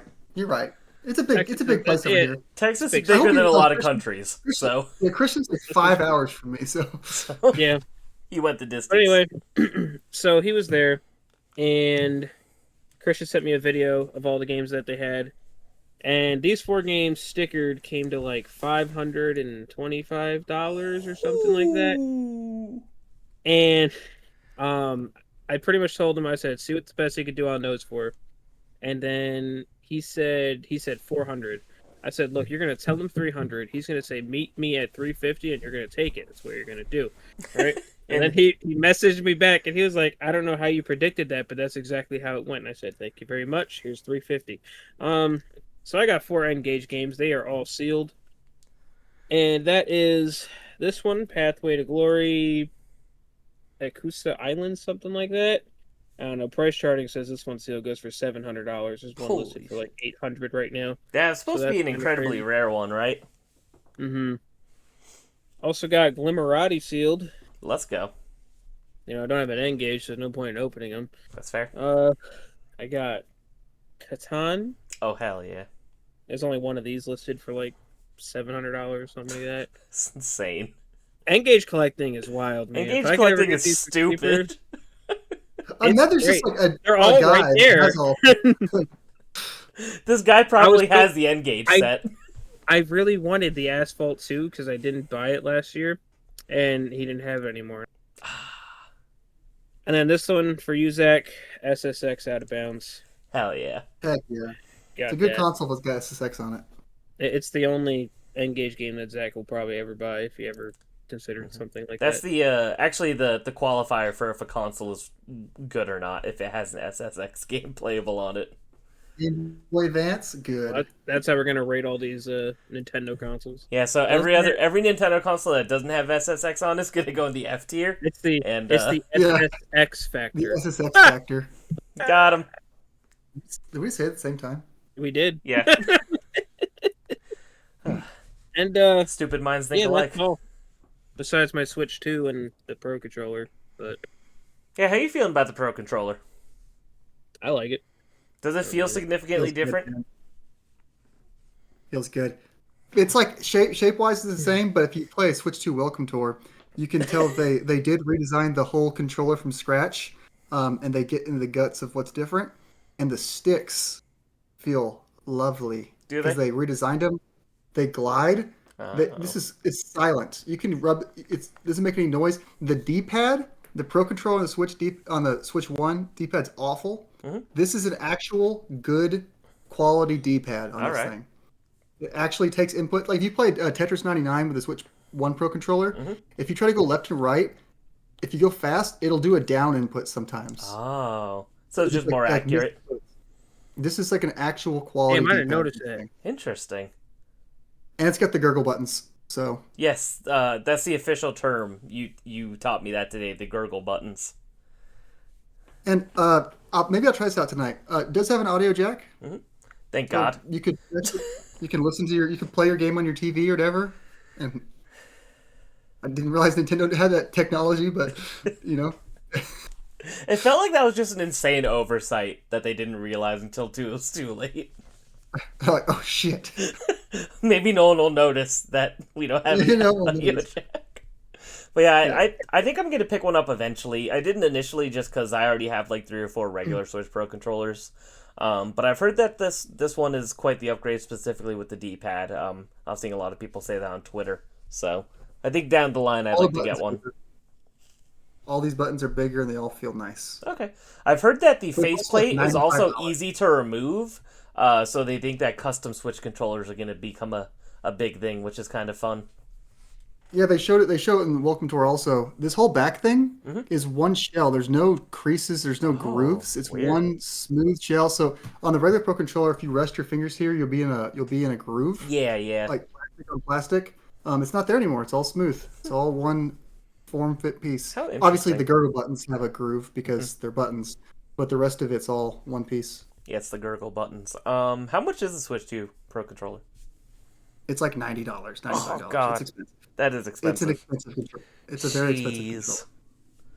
controller. Yeah, or 85, sure, $85. Yeah, maybe I'm definitely going to hold off on that then. That's a little rich for my blood. Yeah, I guess after tax, it's pushing 95. But Brutal. I'd say it's better than a Stadia controller. Watch your fucking mouth. Zach, do you have any pickups to show? no, I guess I got my I got the GameCube controller. There you go. I like it. Real quick, just it's nice because it has all the buttons on it. Unlike some NSO controllers, this one actually has the home, the capture, the other L button. So it is a more functional controller than like the SNES, the N64 controller. We're Nice. missing a couple things. Oh, what happened? I just said nice. Oh, nice. Sorry, I thought. Okay. I have one pickup in the mail, an actual, pretty big pickup for me. Some cardboard in the mail, I know what it is. but it will be here tomorrow. So, Do you want to tell us I or got do you want to the- show it next time? I'm probably just gonna put it on the Discord, so I could just say it. That's but fair. I could show it next time. I don't care. All right. But Join the Discord if you want to see it early. It's Join- not even our yeah, Discord. not our Join Discord, but Bird Chris's Dog Just say Gaming. we don't have a Discord. So, yeah, go join our friends' Discord and you can see Zach's pickups. Join the Bird Dog Gaming Discord and sub to his YouTube channel. Why not? Throw the plug out there. Yeah, but sub to all of ours first. Yeah. If you sub to me, if I get 2 subs within a week, I'll put up my video. No, you're putting it up tonight, bitch. We are not letting you go away. Tonight ends in 9 minutes. Okay? It's not happening. That's fair. It's much later where you are. It's not even 9 o'clock for me yet. The night is young here in lovely Las Vegas, Nevada. I have a very exciting game to show you guys. When I saw this at my local record store, I had to pick it up. I thought it was about to be that, like, Babe freaking game. No, that would have been really funny, though, if I got Babe on Game Boy Color. No, this is much more historically significant. First-party PlayStation game, very important to the history of this this console generation. I got Concord. Brand new copy of Concord. It says pre-owned, but it's new. $6.99. Beautiful. Did they have extras? This was the only copy. Fuck. $6.99. Yeah, $6.99. My man Zach spent $70, bro. No, I spent whatever the base price was $40, right? Yeah, I think so. Oh, was it? Yeah. Yeah, this is $6.99. Yeah, how much are they going for on eBay now? I think sealed they still usually go for like $40, so not a bad deal on my end. But I just thought it was really funny, so I had to pick it up. I don't think this game will ever actually be worth anything, like jokes aside, but it is, me and the good friend we talk about, Christian, we always talk about, games that are like historically significant. Even if it's for negative reasons, this is a very historically significant Sony game, so I wanted to own it. And I wasn't ever going to pay $40 for it, but $7, perfect price for it. So, cool thing to kind of have. I'm glad I have it. I think I told y'all when I picked mine up, I ordered it like when they announced it was going defunct. Yeah. I immediately bought it. And I went and picked it up, and the Best Buy guy was like, "Hey, just a warning, man. This game's not going to work pretty soon." I'm like, "Oh, don't worry. I know. That's why I bought it." You're like, he's like, "Oh, you're good. I'm an idiot. I know." I love wasting money. Don't concern yourself. Yeah. Next up, a 3DS game. So this game, I ordered this over a year ago, and it randomly showed up to my house this week. I don't know how or why, but it is Fragrance Story, the updated edition that has the DLC included. So I thought that I ordered this originally because there's not a lot of DS games that were or 3DS games that were re-released with the extra content on cartridge. Only ones I could actually think of are Animal Crossing, New Horizons, when it got the Welcome Amiibo update, they re-released it. And then there's like an Ace Combat game that has like a Legacy Plus collection with like Amiibo support and stuff. So this is the only one I know of this like additional DLC on cart thing. So I wanted to get it. Eventually I'd love to go for like a bunch of 3DS variants. I haven't done that yet, but I just thought it was funny that I ordered this like a year ago and it randomly showed up. And this game has been in people's hands for a very long time, but the person that developed this game, self-published it, all that kind of stuff, it's just one dude, and I'm like, I think that he just forgot to send it and at some point remembered, because it just randomly showed up. And it came with like extra stuff that I didn't buy, like soundtracks for like his other games and stuff. So I think that was supposed to be like an apology in some way.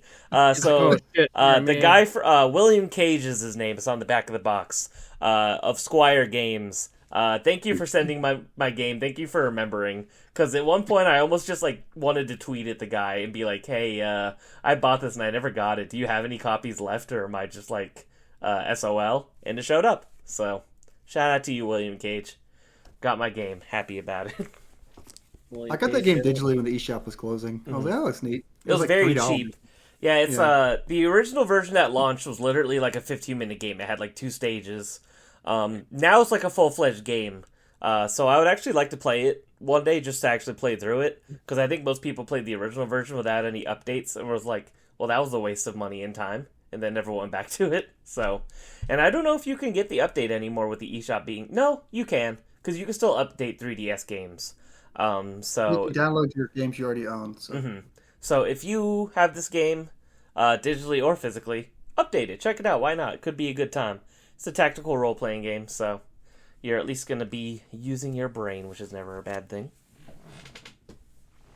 Next up, when our friend Christian, to bring him up again, went to Retropalooza, he got me some stuff, too, that I paid him back for. What did you get? We got some cardboard, which is exciting. Some NES cardboard. I don't have a lot of NES games. Tom Sawyer. Gotta be Tom Sawyer. Please? Please? Please? I'm too excited. No. We got Tom Sawyer, baby! Complete in-box Tom Sawyer. I was so excited. It was so funny. dude. Clap. Tyler gave a genuine clap. But wait, it gets even better, because we also got the Little Mermaid complete in-box. So, it was so funny. He went to this convention, and he texts me at the same booth. That person had both of those games complete in box, and he was like, "Now's your time to shine, buddy." And I was like, "God damn it!" I was like, "Offer him $75, no more. If he takes it, I'll buy it." And he was like, "You owe me $75." I was like, "Fuck! I guess I got. Now I have to." I was almost hoping you'd say no because I wasn't ready to spend $75 on a game on a random Saturday when I wasn't planning on spending money. But The guy now, said he'd do it for 50, and Christian took 25 from you.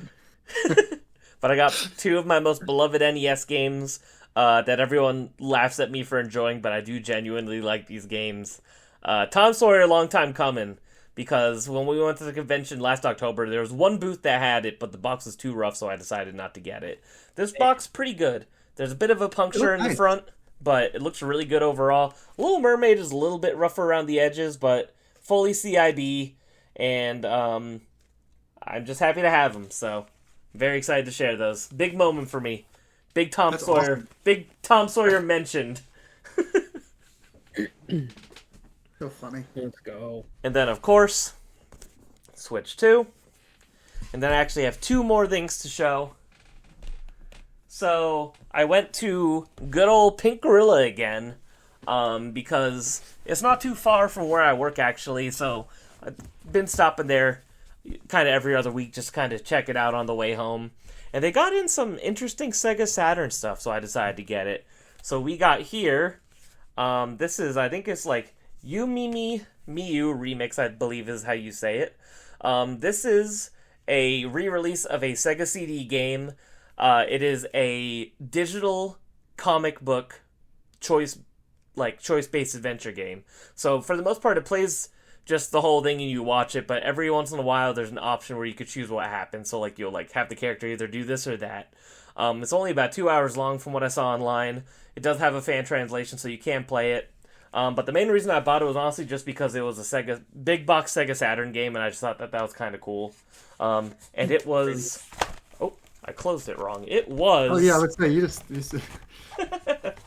Let me be stupid for a second. So it was only $12, which was really cool too. Super cheap for this interesting big box game.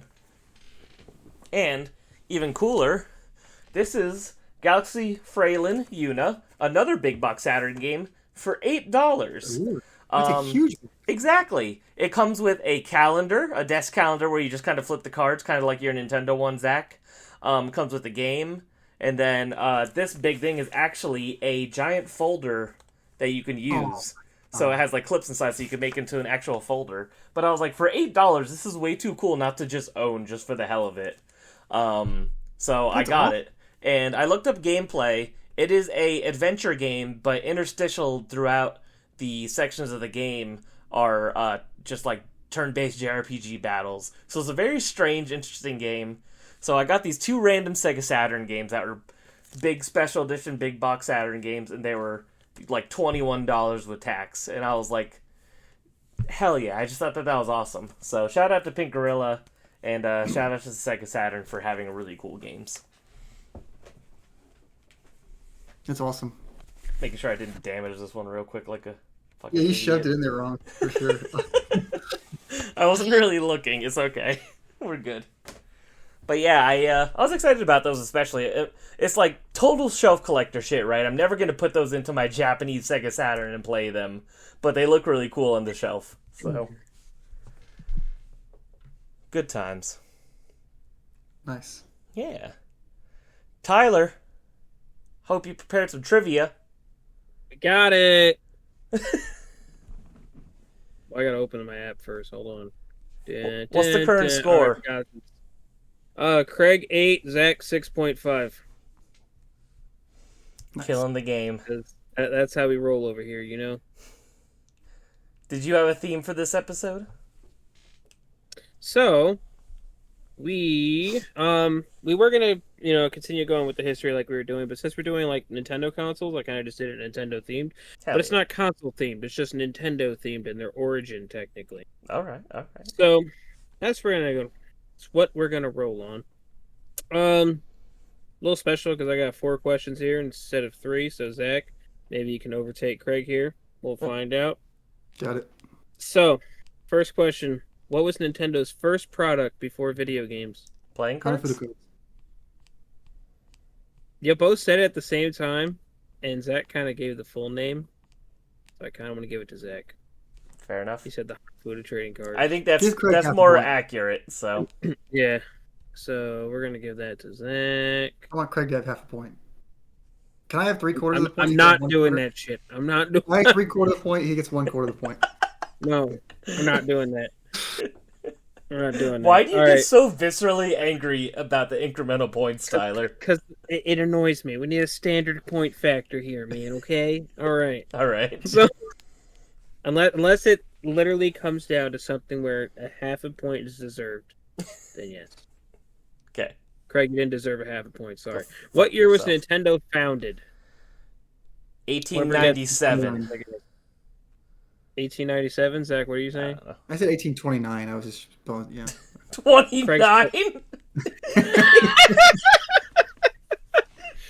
Nintendo almost 200 years old. I'm just gonna go by whoever's the closest. We're not gonna do Price is Right rules. Jesus Christ. Going over shit. But it's 1889. So yeah. Well, I had more digits, right? you want a half a point? I would love a third of a point. I'm not giving you a third.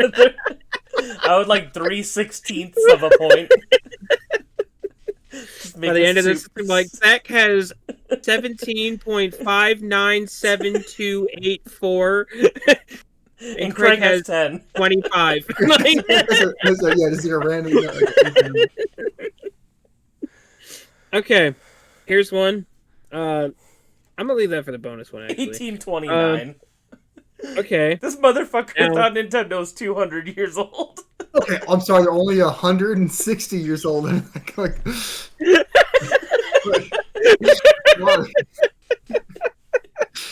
all right.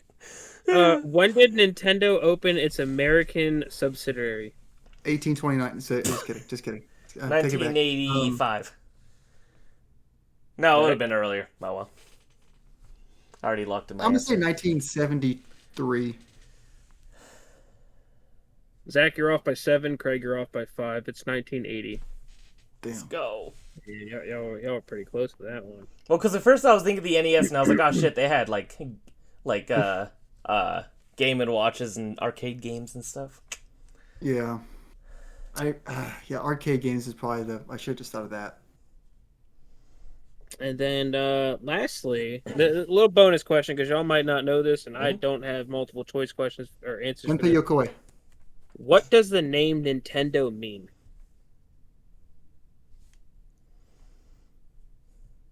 It's gonna be Japanese. I don't know. I mean, I could try to. No, it's 4 English words. Oh. I could try to make up a multiple choice while y'all thinking. If y'all really. I have no clue. I didn't know Nintendo. It's not like Sega, where I know Sega's an abbreviation. Here's a hint. Is like enunciating is like Nintendo. Is No. like it's nothing like that. Okay. I have no clue. Yeah. Hold on. I'm gonna make some up right now. Because doesn't that stand for like service games or something? I think Service that's game. Yeah, service game. Yeah. something weird like that. I had no idea Nintendo meant anything. Let's see what is Sega? I'm pretty sure it is service games, Craig. What? Sounds about right. Sega. All right. So we got Walk With Me Together, Bring Luck to Heaven, Leave Luck to Heaven, Let's Play Some Games.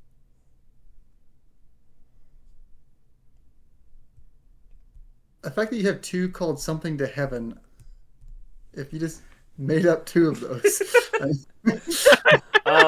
I'm going with A, whatever the first one was. That's just my guess. Walk With Me Together? Sure. I have no clue, honestly. I go with Die and Go to Heaven, or the hell. There's Bring Luck to Heaven and Leave Luck to Heaven. I'm gonna say Bring Luck to Heaven. It's Leave Luck to Heaven. You're both wrong. I don't know, Zach, you want half a point? We can even this shit out. What the hell? He got Luck to Heaven. We're just giving points away now? Alright, bonus point goes to no one. Sorry, y'all all lost. Okay. Womp womp. Y'all don't really know anything about Nintendo. This list is invalid. That's true, we don't. We are not qualified to make this list. Alright. Well, that Yes, concludes our is history. it something to do with the word like Nintendo? Yeah, it's a Japanese translation. Mm-hmm. How funny. I never knew it stood for anything. I thought it was just a name. Yeah, when I Says read that, I Akame was like, "This is real," and I looked it up, and I was like, "Okay, based on the kanji, I guess, of like, I don't know. probably." Yep, we got Leave Luck to Heaven. And this leaves us with where the hell did it go? Oh, there it is. We got Craig with 10 and Zach with 7.5. I can take it. It's good. Striking distance is where I want to be. Can get me at any time when I'm not paying attention. Wah! Fuck me up. All right, guys. Time for the topic of the show. Only an hour and 32 minutes in. I think we've done worse, though. I think we've started the topic of the show like 2 hours before, so I'll take an hour 32. So we are doing this tier list style. We have pretty much every Nintendo console. There's a few caveats, like we don't have like ones that didn't release in America, for example. So like no Famicom Disk System or 64DD or anything goofy like that. We don't need to be doing that. But we got like, NES, Super Nintendo, N64, GameCube, Wii Mini, Wii U, Game Boy, Game Boy Color, Game Boy Advance, Game Boy SP, Game Boy Micro, DS, DS Lite, DSi, DSi XL, 3DS, 3DS XL, 2DS, new 3DS, new 3DS XL, new 2DS XL, Switch Lite, Switch OLED, regular Switch, Pokemon Mini, Virtual Boy, all the good stuff, all the important Nintendo consoles. So, And honestly, look, are we doing this like an SAB type thing, or like how are we doing it? yes, I have S, A, B, C, and D. I don't know if Okay. anything will show up in the Obviously, D a tier, lot of so. these consoles are like good, but like we can't just throw everything in S tier. Exactly. disclaimer. So it's like even You're gonna have some shit that's in C tier. It's actually really good. I But was gonna it's say gotta go- probably everything except for like whatever like the bottom 5 are probably still things that we like, right? So Anything within the tiers also? we can.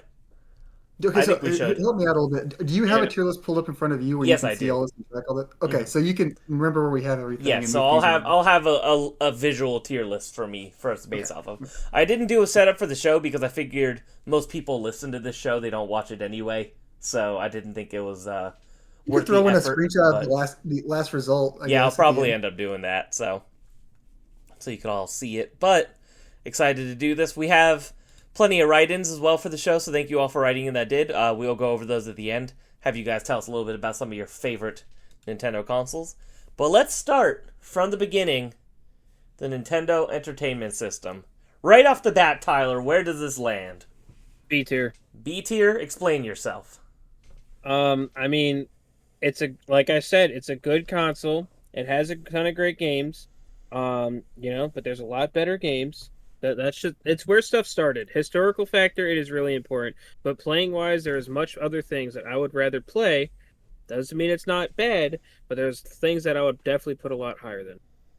Zach, how about you? Are we including the top loader in this or just the original NES? I figured they were too similar to where it didn't matter. So Okay. I figured yeah, it would be. I know. I took out the redundant answers like that, like the redundant consoles. I have memories. The only NES I've ever played on was at a friend's house. I remember we had trouble like getting the games in there sometimes. So like that was kind of the old one, Yeah. the pain in the ass one. Mhm. I've heard the top loader is like obviously much more streamlined. Yeah, much better. Yeah, I agree with Tyler. Like, there's like maybe 3 or 4 NES games I can still go back and play any day and still have fun with. But for the most part, it's just historical. It set the foundation. It made a bunch of these IP. I think B is a good spot for it. That's probably fair. I almost in my heart I'm thinking A because I think the historical factor bumps it up that much. But when I think about the library of games on the NES, there is a lot of great games. But then you compare it to the console that we're going to talk about right after, and it's not even, close to the amount of stuff that I would want to go back to play any day of the week. So I think I'm with you guys on B. I could agree with B. High B. So NES is going to be in the B tier. First one. I'm sure we already lost a couple of viewers just based off of that. And like Tyler and you said, if we could just put these all in A tier and it would be a boring tier list. Exactly. Gotta mix it up.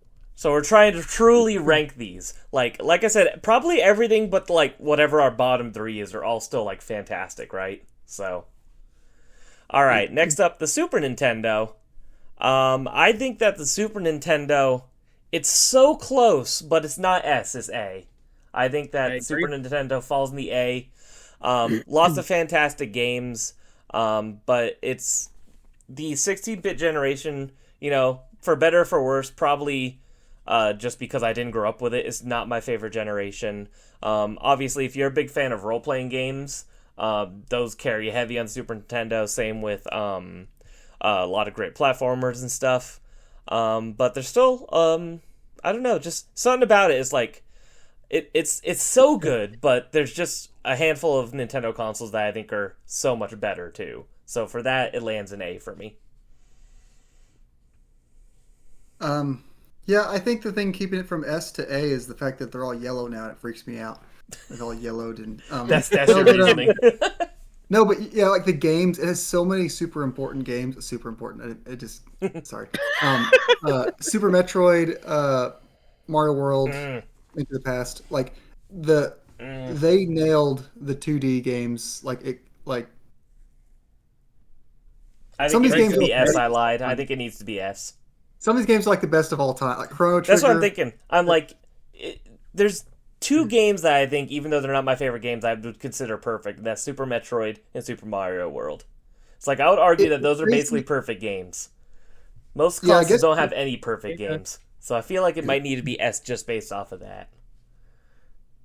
Yeah, just nailing 2D games have not been done as well since this. Like even the new Mario games aren't as good as Super Mario World, and this was done in like the early 90s.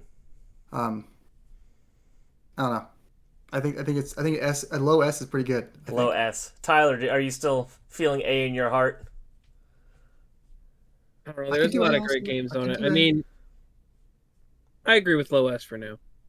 We'll see what else we do. I was gonna say because can we adjust at the end, or is this like we can adjust as we go? But in my heart, I'm thinking S right now, definitely.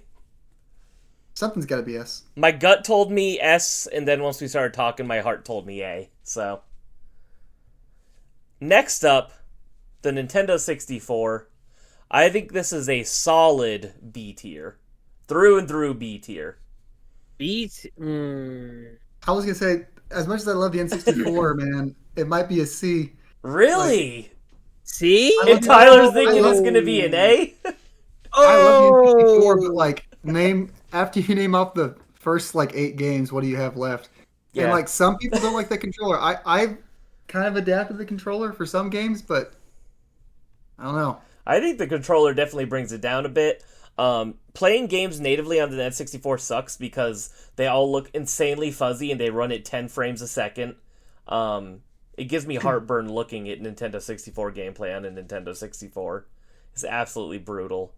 Some of my favorite games and the greatest games of all time are on there. Ocarina of Time, Majora's Mask. The original Smash Bros. Fantastic.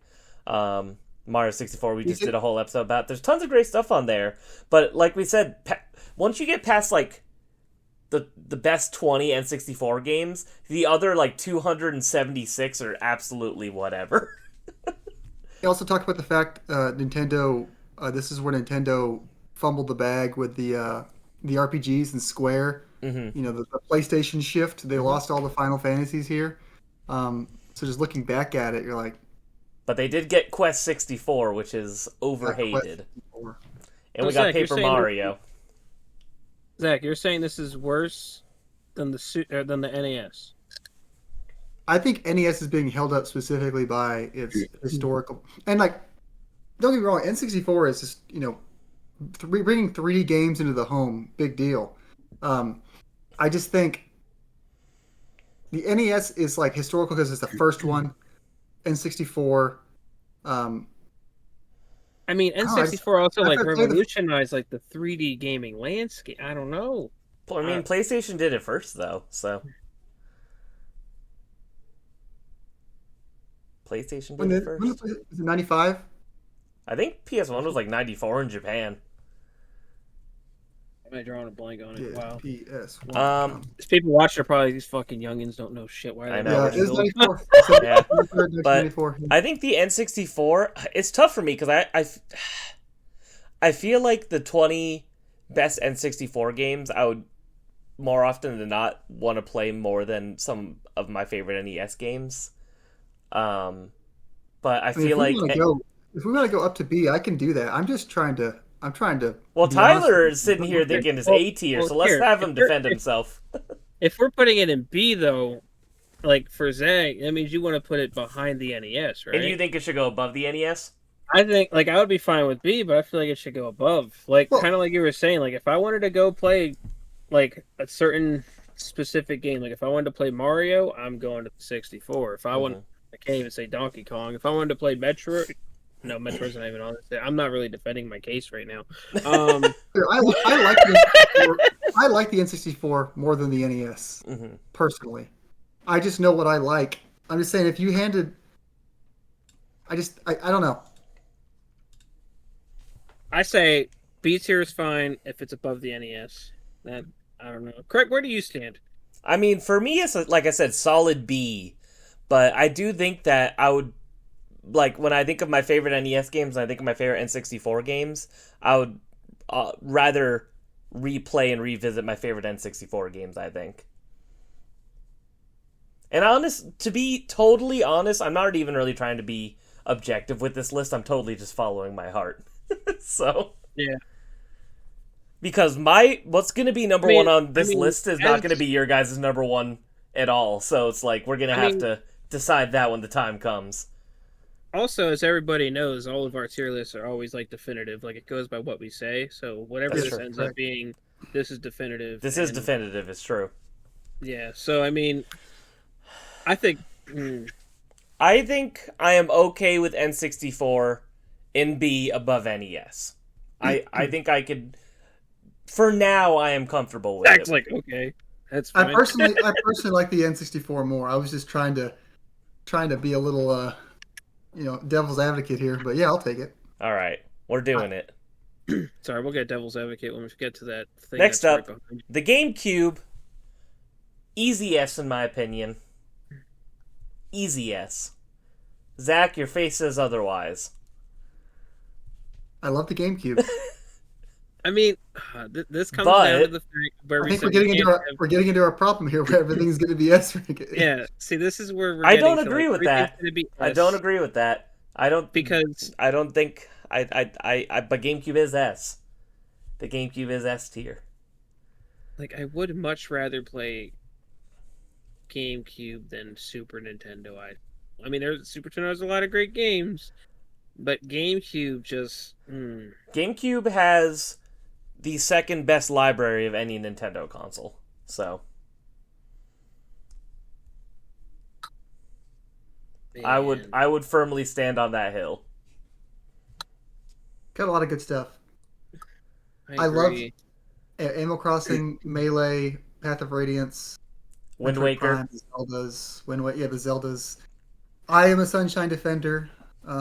See, and I got don't two even like Pokemon Sunshine, and I'm still willing to die on this hill. Got 2 Pokemon games.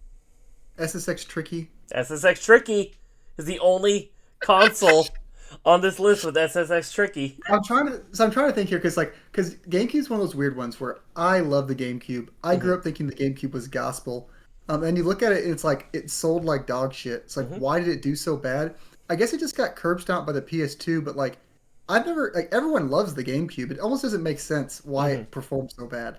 I think Nintendo fans are also just very vocal too. So it's like all of us that were there back then were like there for it, right? It does have Sonic Adventure 2 also. Sonic Adventure Battle. Oh man. And Sonic Heroes. Okay, back down to A. Back down to A. No, I think this is above Super, personally. GameCube is my favorite console, besides one other that we'll talk about later. It was my favorite console for the longest time. I'm fine putting it in S. Above I can't Super? think of an actual downs. Yeah, I can't think Tyler? of an actual down. Yeah, go for it. Yeah, Before it has, start like I said, putting the too much- second best controller of all time. I think it has the second best library of games on any Nintendo console. The form factor is super unique, memorable. Got a handle. It got the handle, little lunchbox. I always say, when I die, I want my ashes put inside of a hollowed out GameCube. That is my one dying wish. So, That's where I'm Weird going to mini be buried. disc. Huh? Got the weird mini discs. The weird mini discs. Just everything about it. The GameCube is great. It is definitely number one in the list as of now. Next I up, cannot think negative. Yeah. exactly, the Wii. I would put the Wii.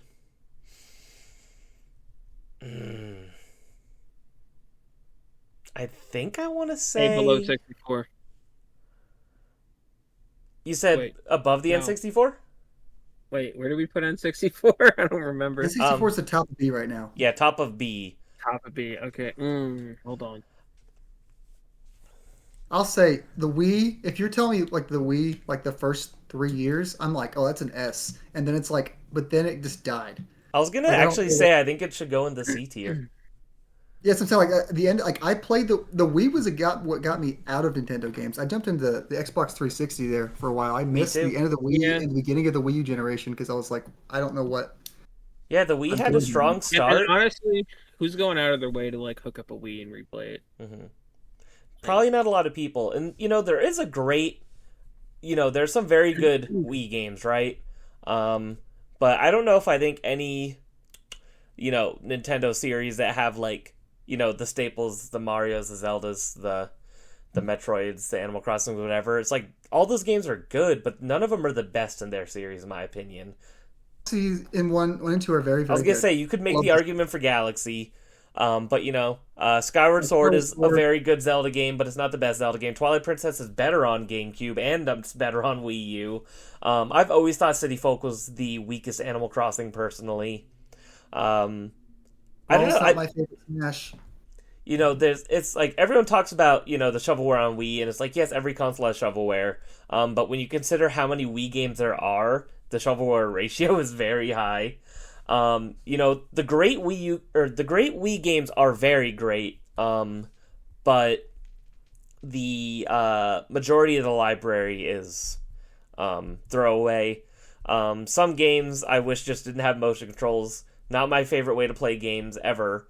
To this day, it's like if I'm playing a game, usually I want to relax. I don't really want to move around a lot. So my desire to go back to playing Wii games is very low. It's like I still like it. Like I said, pretty much every console on this list we do still like, but I think Wii is a C.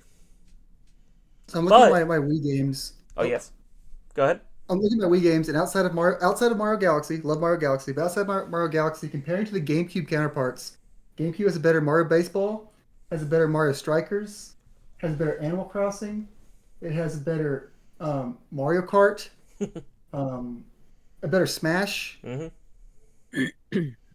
Which one has a better Fire Emblem? Ooh, that's tough. That is tough. I know you like Radiant Dawn a lot. I would say Path of Radiance is probably the better overall game because it's more streamlined and focused. Path of Radiance is a big fucking game, but it's also very, very good. Radiant Dawn is a very ambitious game. I'll say that.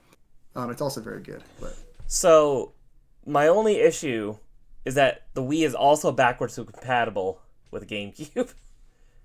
I mean, yeah, but if we get into that, we're just gonna. I mean, if we get into that problem, I think for the sake of this, those can be pluses, but they can't be like you can't just discount the GameCube. You can't just say it has a GameCube built in because then what is the Wii a Super S? Like I don't know, like Well, no. so do we not want to consider the virtual library also a plus then? Because that was pretty I think huge. it is a plus. That was I think pretty huge. That is a plus. I do think that we should include that. I don't think we should say it has all the SNES games, therefore it is above the SNES. You know what I'm saying? But do you think that Virtual Console and GameCube backwards compatibility is enough to bump it up to B? You know, I think it is actually because think of how big of a deal Virtual Console was. Oh, it's huge. It was revolutionary. That was when for the first time we were getting like old stuff on new hardware. That was the start of that. Yeah, I think that actually you're kind of selling me on B at least. We got Wii Shop Wednesdays out of that. Great song. I sing that at least once a day. Yep. I think B. I think Wii Shop does push it over Tyler? to B.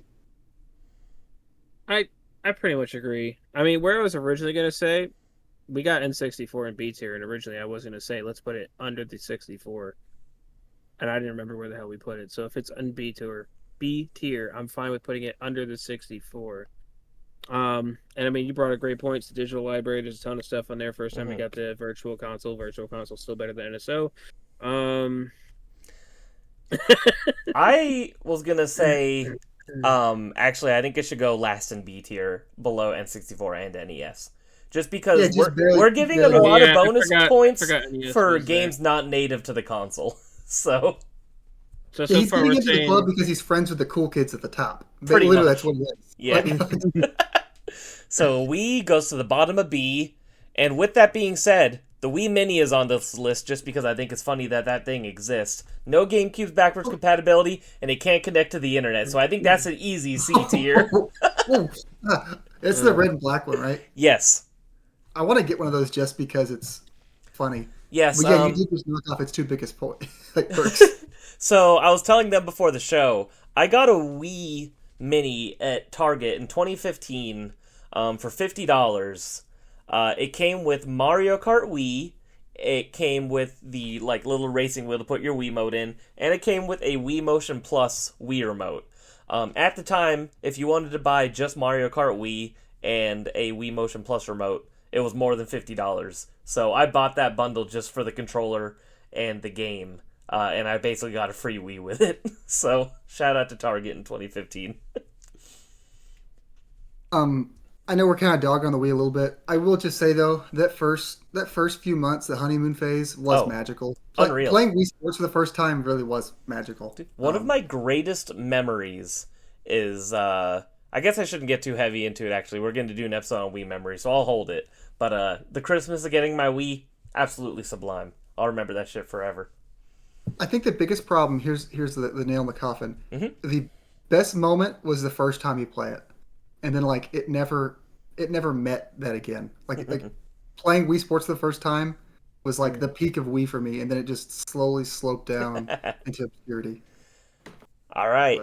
Next up, we have the Wii U. I think the Wii U is an easy D tier. I think Virtual Console's helping it out of F tier, honestly. Yeah, and not only that, it was not nearly as exciting as the first time we got it on Wii. So it's it was cool and it was great and all, but it was not a novel new idea like it was for the Wii. So I don't even know if I'd give it those bonus points. Yeah, and the only couple decent games that are on it are now on other platforms too. So essentially every game that was worth owning on it is now available on the Switch and in a better form factor.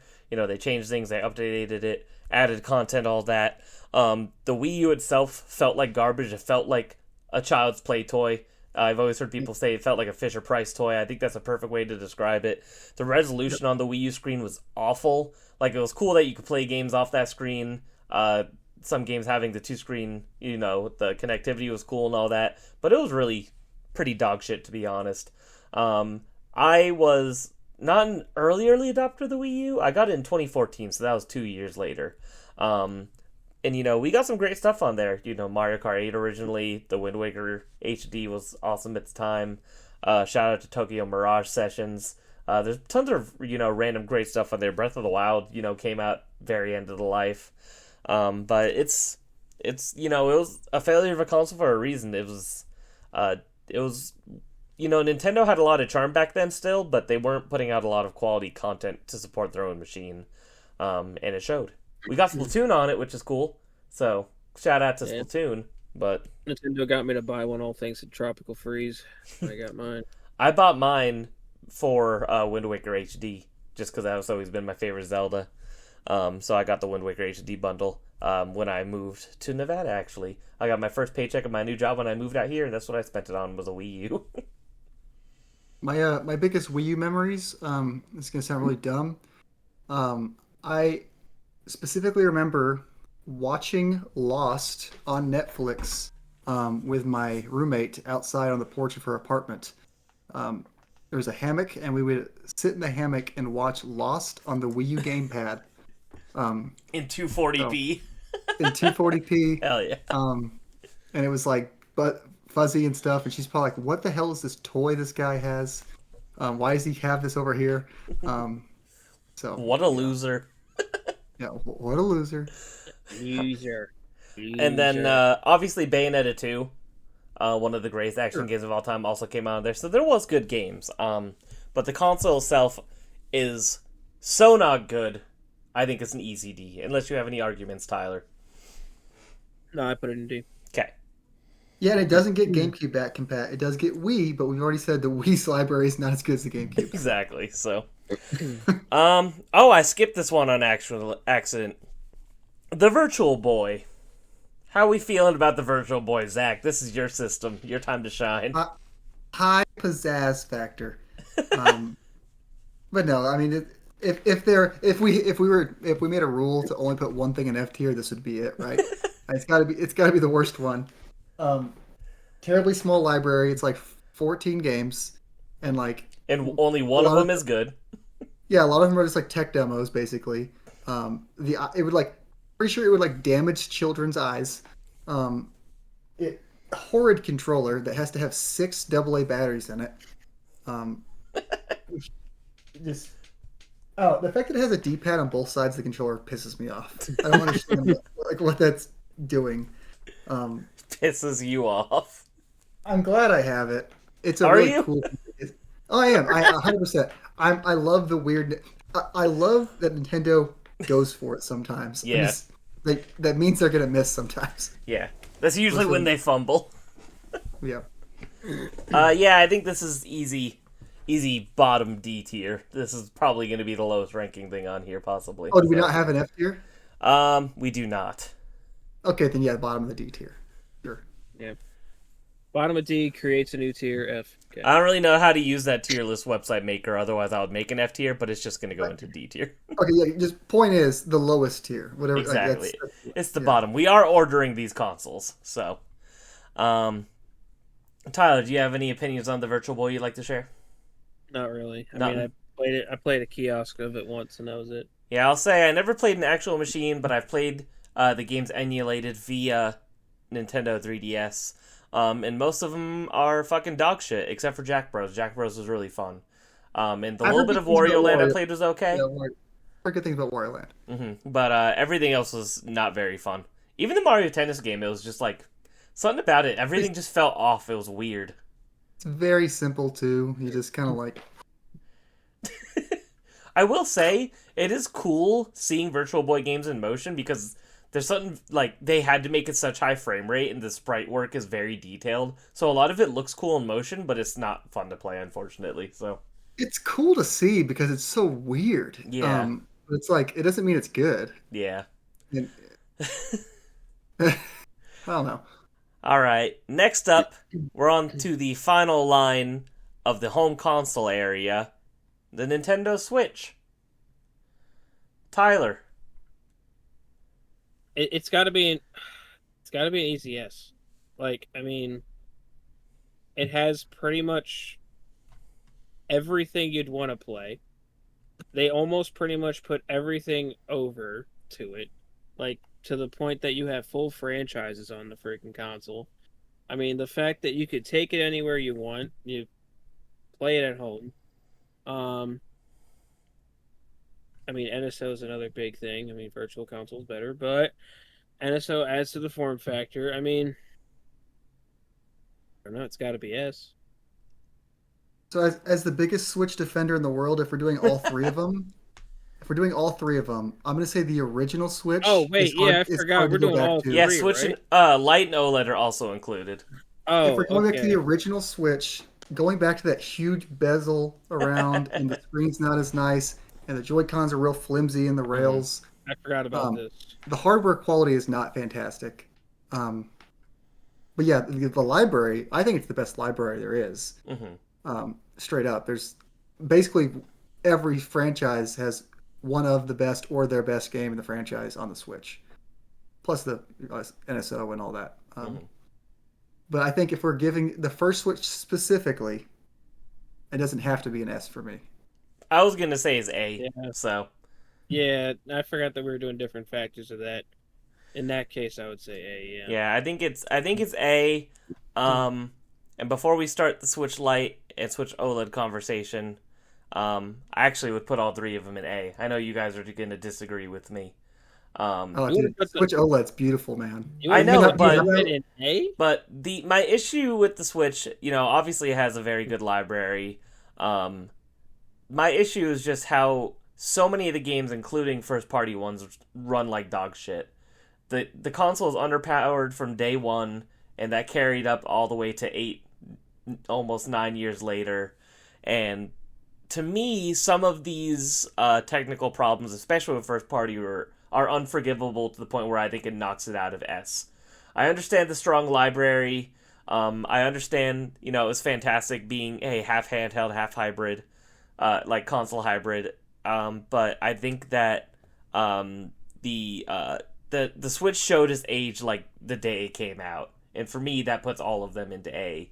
I would go OLED Lite than original. I actually love the Switch Lite because I think it's more comfortable to play. I love the Switch Lite. Very comfortable. It's very comfortable, but does it? I can't remember. I haven't played it much. Does it have Rumble, like full HD Rumble? I don't think so. Yeah. So the Lite is like a. Mhm. It's like the bare minimum. Hmm. Still surprised we never got a Lite OLED. Yeah, On but to me, like I said, I would put all three of them in A. I want to hear you guys' arguments though, if you think. I mean, Zach is obviously going to say S. I mean, I played the Switch one because of what we said. Because I forgot we were doing base model and all that. Mhm. That one I would definitely throw into A. Switch Lite, I played a little bit of mine, the Sword and Shield one that I had, and I actually really enjoyed it. I thought it was pretty neat. So I would probably throw that in A as well. But I don't know if I would put it above the actual Switch. Mhm. I mean, yeah, it was nice and easy to play, but I mean, like the original Switch also still has the factor of being able to play anywhere and also like at home dock, Yeah, which is Switch Lite shit's like only everywhere. You can't put it on the TV. I think So I'd part probably of my mindset as well is I almost never play my Switch on the TV. I almost never have. I almost exclusively use it as a handheld because I prefer handheld gaming. And because of that, with me thinking that the Switch Lite is more comfortable, I prefer it. makes sense. Hmm.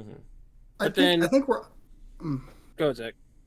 I think where I'm at with your comment with performance is there's definitely some stinkers that really take up a lot of space in the room. Hmm. Like Pokemon, notoriously bad.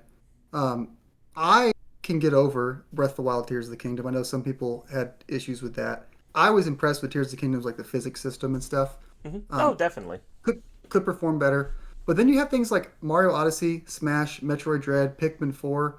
Those games all perform very well. And like Xenoblade, very impressive for how big those worlds are. They're not. Hmm. It doesn't perform on the third one at least. It's not like a perfect game, but it is impressive. The performance is definitely a negative. Especially third party. So many third party games run terribly. You might as well. You might as well. Oh, but what about the indie support though? It's a crazy indie support. Yeah, I remember guess we're that's counting fair. digital stuff in here. I guess that's fair. If you just ignore third party, like the big third parties, and just say indie and first party, crazy. And minus Pokemon. Pokemon kind of took some hit this generation. Um, tough. Like I said, I think nothing beats this library, Hmm. and to me, that's the most important thing. And I think the good of the library overshadows the bad of the library. Hmm. I am comfortable. Can you do the With- top of A at the very least? For the You're not OLED? even gonna. You're not gonna fight that hard to put it in S. Well, The Tyler, are you OLED an S? Tyler, are you an S? Yeah, for OLED? I'm an S defender. Oh, okay, then yeah, then fuck you, Craig. Two is one. So All right, we're, flip that. That's a short. so I'm guessing we're putting light at the top of A and OLED in S, right? The OLED is a far better machine than the original Switch, and I'm Mhm. fine with the light being the top of A. I think. But where in S is the OLED going? Is the real question. Because we got GameCube and Super Nintendo in there.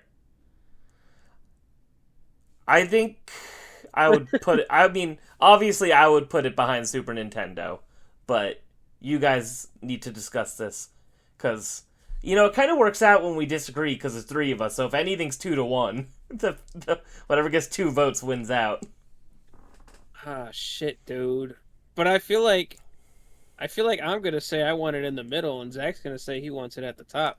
That's fair.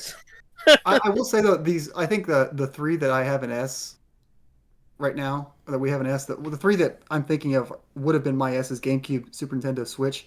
It's hard for me to like really get in the weeds about ordering those. They're all so great for different reasons. I carry the Switch with me everywhere I go. I bring it to the fucking grocery store if I'm not driving. I play it in the car. That thing has been at my hip for the last 8 years.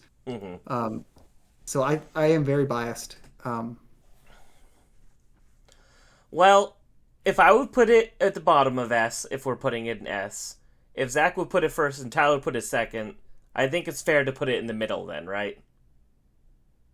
I think that's fair. So Switch OLED will go in the middle between Super Nintendo and GameCube. So as of right now, the GameCube still reigns supreme. I think that tracks. Well, yeah, and also, this is going on my fucking channel, so GameCube's staying up there. No, like I said, so I alluded to it. The GameCube was my favorite until the Switch. Yeah. So. Valid. All right, so now we're going to head into handheld territory. First up. That was tough. How do you feel? Should we do a recap real quick? Recap to see where we're at? All right, so in D tier, we have Virtual Boy, then Wii U. And then C tier, we have the Wii Mini. B tier, we got the Wii to the NES to the N64. A tier, we got Switch, and then Switch Lite. S tier, Super Nintendo, Switch, OLED, GameCube. I'm pretty comfortable with this so far. Any changes you guys feel like we need to make, or are you comfortable? Comfortable right now. I think I'm fine for now. For now. We'll see how it goes, because we got a lot more handhelds than home consoles because of the different versions. Yeah. Game Boy is definitely going to be a C tier, I think, for me. I think I would put that below the Wii Mini.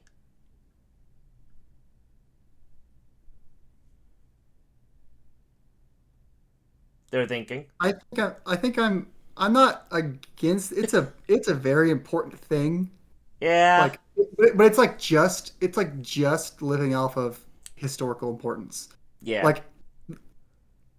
Like Link's Awakening is great. The Pokemon games, great, but hard to go back to. Tetris, big deal. Gargoyle's Quest. Mario's Picross. Gargoyle's Quest. It had some good games, but have you looked at a Game Boy screen lately? Yeah. Do you ever want to play on an actual Game Boy ever again? Tell me that. Exactly. Outside of just like the 5-minute this is neat. No, never again. Exactly. It's pretty putrid to look at, actually. And it's not comfortable to hold. Thing is the size of a fucking brick. Is it 4 batteries? I don't know. It's definitely too many. It's not as bad as the Game Gear that needed 6.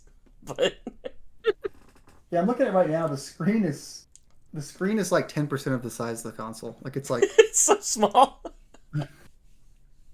But it is super important though. Where in C are you putting it?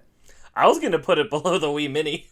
Put it above the Wii Mini. The Wii Mini's a joke. You can't put the Game Boy below the Wii Mini. Tyler, what are your thoughts on the Game Boy? Mario's Picross, come on. Below the Wii Mini. Really? Let's get it. Bro, that screen is fucking The original awful, Game Boy dude. fucking blows, dude. The screen's bad. Okay, can we rank daytime Game Boy and nighttime Game Boy? Yeah. This ranking depends on if you do or do not have a worm light. Yeah. Which also, those aren't great either. It's just like a bright light in one spot. Yeah, exactly. So you can't even see the spot that the light's on. They're terrible. Yeah. Game Boy Color. I think that can go above the Wii Mini. Remind me, what's in B again? What's in B tier again? B tier, we have, from bottom to top, Wii, NES, and N64.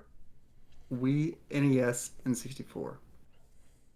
Now, the screen is still bad, but it doesn't have the light, but I think it's much, much, much better than the Game Boy. Yes. You can actually see shit on it. It's not as uncomfortable to hold. No, it's contoured. Got a see-through. My atomic purple Game Boy's right there. That's the one. Goated console design. I'm thinking. My Atomic Purple Game Boy and my original Oracle of Ages, my first ever video game, are front and center in that thing because they are very important. I'm thinking bottom B, Bottom B? below N64. So what makes you think that it should be in B? There's still some good games on the Game Boy Color. I mean, overall, it's a huge Gen 2 upgrade from Pokemon, the... Pokemon Crystal on that thing. And like, it's a huge upgrade from the original Game Boy. If you're talking like with the screen and everything, and just having the color per se, and having Only 2 batteries. And it has the backwards compatibility factor. You can play them Game Boy games on there. Play the old ones. So I'll just come out and say I'm team Game Boy Color is just the same. Game Boy and Game Boy Color are the same. I know some people are worried about that. I think it's close enough to the same thing, but because I only ever had a Game Boy Color growing up, so. So I'm feeling top of C. Tyler's feeling bottom of B. Zach, where do you land? Put that baby in B. Let's go. Really, bottom of B? Okay. I'll put it in bottom B. I'll concede that. It will not be sitting next to the fucking Wii Mini. He's like, I refuse. Next up, the Pokemon Mini. Tyler. Tyler. S. I mean, you got. I had to include it. You got a console based off of Wooper and Smoochum and Chikorita, but who gives a fuck? Everyone's favorite Pokemon, Wooper and Like, Smoochum. Like, dude, this is where Pokemon revolutionized the gaming aspect. Nah, okay, it can't be S tier. Craig, But- have you ever played this before? No, I have not. I only included it because I know Tyler has it. So I haven't either, so I think Tyler's S has to stand. It's a 1 of 1. We can't argue. See, that's it. Bottom of S. Throw it in. It's the generations behind. Oh, tier list. I thought it was going above GameCube #1. Oh, So, can you explain what these are? Are they mini games? Like what? Like No, what they have exactly- cartridges, right? yeah. The cartridges are like this fucking big. So like little cartridges that contain mini games. Do you want me to like show it? I can go grab it. Well, I see Yeah, what go it get is. it. Show I've and seen tell. it before, but how does it All right, work? hold on. Let her out. See, you could be cool and be going for the Pokemon Mini set instead of the Virtual Boy set. You know how Pokemon hard it is to Mini, find these games? They are super How long is duper it? rare. Which, by the way, if you want me to go for the Pokemon mini set, I'm one away. There's 3 games, in the U.S. But there's a lot more like not in the U.S. Mm-hmm. But anyway, so pretty much you got these little consoles. This is a variant that didn't come with a game, because usually they all come with Pokemon Party Mini, Hell like yeah. that one per se. So yeah, this is the Wooper one. You got Wooper in the corner. What year are It's we talking Chikorita. here? When did this happen? Is this Game Boy era? 2001. Oh shit, that's later than I thought. So Mm-hmm. It's Pokemon weird. Party Mini. You could look on the back of here. It's just like a bunch. I guess if it is Gen 2, that makes Think- sense. Gen 2 Think of Pokemon. like, I don't know. It's kind of like looks like a WarioWare, but Pokemon, and probably a lot worse. My camera won't focus. There it is. Essentially, kind of what it is. This one's a Japanese variant, so that's not English. What's the battery situation on that thing? It takes one of those tiny freaking Like a AAA. Actually, I think it might be a AAA. It's not like a watch battery or something. It's not like a Tamagotchi or No. something. I Okay. don't believe so. Mm-hmm. Yeah, I believe it's a AAA. But that being said, where does it land on the tier What? list? Hold on, I gotta show a game. Oh my god. And we got Pinball. Pokemon Pinball Mini Perfect. that I got. Tyler's just really looking for an excuse to show off his Pokemon Mini Yeah, I collection. really This is am. what this is all about. I'm jealous of Vinny because he has a complete one, like everything. But I will get there one day. One day. Is it But better yeah, than the Virtual Boy? I would much rather play a Pokemon Mini than a Virtual Boy. So, And it's portable, and it'll cost me less money to run. there we go. So So that goes in the middle of D tier, sounds like. I thought it was S tier. What the fuck? I refuse to let that happen. So what tier is it in? The D tier? No, I gotta be bottom of C. Oh my god, no it does not. You're lying. You have no say. You have no say. Above I the have Wii all the U. finger. Above You the Wii never- U. I would. Yes. Well, Listen to how he had no actual rebuttal there. He was just like, we can't argue. We haven't played it, so we have to y'all take his haven't word played for it. it. Fuck it. Put it in A. Put it in A. Does that go above the middle or top of A? What? sneaking between the switches to confuse people. Yep. Yeah. fuck Between the Switch Lite. There we go. So A tier is now the original Switch Pokemon Mini and the Switch Lite. Why not? Who fucking cares? I fucking love this tier list. Next up, we have a big one, ladies and gentlemen. The Game Boy Advance. This is hard because, obviously, absolutely incredible library, right? But the original Game Boy Advance kinda sucks. The form factor's great, but you still can't see shit on the screen. Therefore, I think I would put it at the top of B tier. I agree. The original Game Boy Advance, exactly I'm gonna good be with it. that. Okay, we all agree. I didn't think there was going to be any arguments there. Now, how do we feel about the Game Boy Advance SP? I think SP is a low S tier. Low S? I think so. Okay. Tyler, how do you feel? I was gonna put it somewhere in A. I was going to put it at the top of A. Top of A. I could probably situate with that. So let's just talk. So just to get my feelings out here, we got a backlit screen or frontlit screen, whatever, a lit up screen, whichever one it is, a lit up screen, which is a huge deal coming off of the Game Boy line. Zach, listen, I'm just gonna throw this Rechargeable right out battery. here. I'm just gonna throw this right out here. We can't have the DS Lite and the Game Boy Advance SP in S tier. We'll talk about that later, but Generation 3 Pokemon, WarioWare, brought Fire Emblem to the West. I think the biggest detractor is there's no like new Mario game. There's no new Zelda game. It's like it really lived off the SNES ports. And But pretty much, like you're pretty much naming all the games, right? So, but you already put the Game Boy Advance in top of B. So you're saying just the backlit screen skips a whole tier to go to S. Yeah, because I think it's so much more playable. Like, but I think the SP is pretty uncomfortable to hold too. I guess It's very cramped. It is pretty cramped, but also it fits in your pocket super easy. You got it in your pocket everywhere you go. How do we feel about between the Switch Lite and the Pokemon Mini in A tier? Sure. Is that above or below the Pokemon Mini? Above. Okay, I'll take it. Oh, All no, right. no. Tyler, enough of your shenanigans. Next up, we have the Game Boy Micro. I would actually put this... Mini? Huh? No. I would put this right above the original Game Boy Advance in B tier. It has the great screen, but it's way too small. The screen is too small, and the console is way too small to be comfortable. How many batteries does this one use? Is it rechargeable? Yes. I've never actually held one. I can't really speak to it. I've seen it. I've never held it. Tyler? I thought mine was over there, but I guess it's not.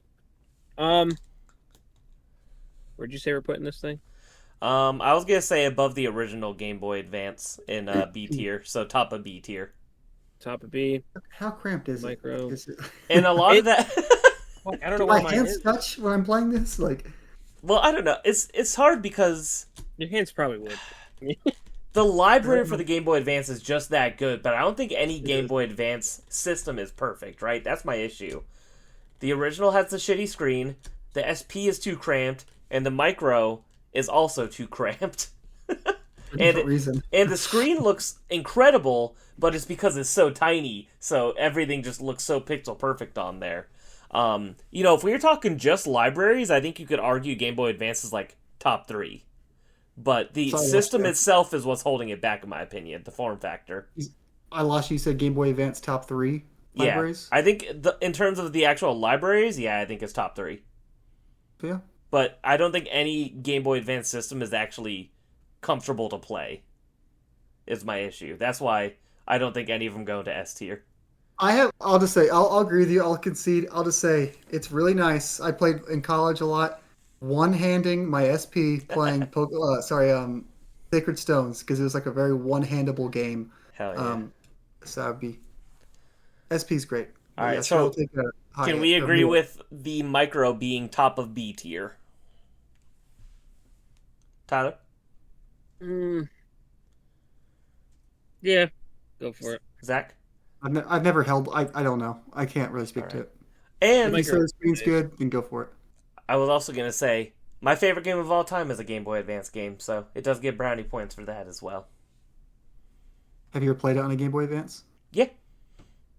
Oh, nice. Well, played it was Japanese? Mother 3 I played on it was like a repro cart with the Repro fan cart, okay. translation. So that is how I played it. I played it on a Game Boy Advance SP and a DS Lite and my GameCube Game Boy player. I like rotated between the three when I played it. So Then you Does couldn't play on a does the DSi. GameCube player get points for the GameCube or the Game Boy Advance? yes. All right, next up we have the original fat Nintendo DS. I think this is a top of... Ooh, no, I was going to say top at C tier, but I am not putting the DS below the Game Boy Color. Right above the Game Boy Color. So between the Game Boy Color and the Wii? Yeah. Zach, how do you feel about that? Fun fact, I bought the Fat DS on launch day, and I never got a new DS. I rocked that one the whole time. Let's Never go. got What a DS. man. But Yeah. also, let's keep in mind backwards compatibility with Game Boy Advance as well. Yep. So does that put it even higher up on our list? You ever play Picto Chat on the bus? Nothing quite like it. Nothing quite like it. I just feel like we have so much shit in B tier. That's the problem. Right now, Bell curve makes sense, right? That's you're gonna have most of them in the middle. that's fair. Yeah, because right now we got 2 in D, 2 in C. We have 6 in B, 4 in A, and 3 in S. I don't know. This is kind of tough because... I'll say that the DS library, outside of like Pokemon and like Elite Beat Agents, it's got a good Mario Kart. Those Like, are I your don't- fucking polls, Pokemon and Elite Beat Agents. I mean, here's what I'm getting at. I don't love the Mario offerings. I don't love the Zelda offerings. I don't think there's a Metroid. The Fire Emblem. Yeah, there is. One of my, There's Pinball Metroid. and Prime Hunters. Prime sorry, Hunters is not, it's a full-on Prime Hunters first-person isn't good. shooter. I was thinking of 2D Metroids for some reason. You're right. There is Metroid Prime Hunters. Probably my least favorite Fire Emblem, if I'm being honest. I don't love Shadow Shadow Dragon. Dragon kind of blows. It's an The ugly game. ugliest art style in any game ever. Yeah, like I don't. The library isn't winning a whole lot of points for me. Really? That's surprising. I think the DS has a great library. I mean, there's like I said, outside those like good games up top, I don't know. I mean, it's tough. I almost feel like it's similar to the Wii. Not as bad, but like where there's some really great games and a ton of garbage. I'll also say this is the era where I was playing what was bought for me, so I wasn't playing like the niche stuff that was part of the actual good shit. Yeah. I didn't play any of that. I've played like the Nintendo games. Hmm. So I mean, we also gotta add in the factor that this does have Diddy Kong Racing. That is true. There is Diddy Kong Racing. love playing Diddy Kong Racing with a D-pad. This is for you. And I did make a joke, but Elite Beat Agents really might be like the best rhythm game of all time. So, It's very good. It's very, very good. I think that I am okay with the original DS in B tier above the Game Boy Color, like I originally said. I still feel that way. How do you guys feel? I'm thinking of Oracle of Ages inside of a DS that, and that kind of made me happy. So I'll give it that. Okay. I can still play those games. Next up, we have the DS Lite. I think that goes to bottom of A tier. Bottom of A? Yeah, Bottom of A. bottom of A tier. Hold on, read me A tier. A tier from top to bottom. Original Switch, Pokemon Mini, Game Boy Advance SP, and Switch Lite. Oh, whoa. You told me that they was above the Pokemon thing. What do you mean? It's not. The SP, I thought the SP was above the Pokemon. It is. It goes original Switch, Pokemon Mini, Game Boy Advance SP, Switch Lite. Oh, you're reading from bottom up. Bottom yes. up. My bad, Sorry. my bad. Yes.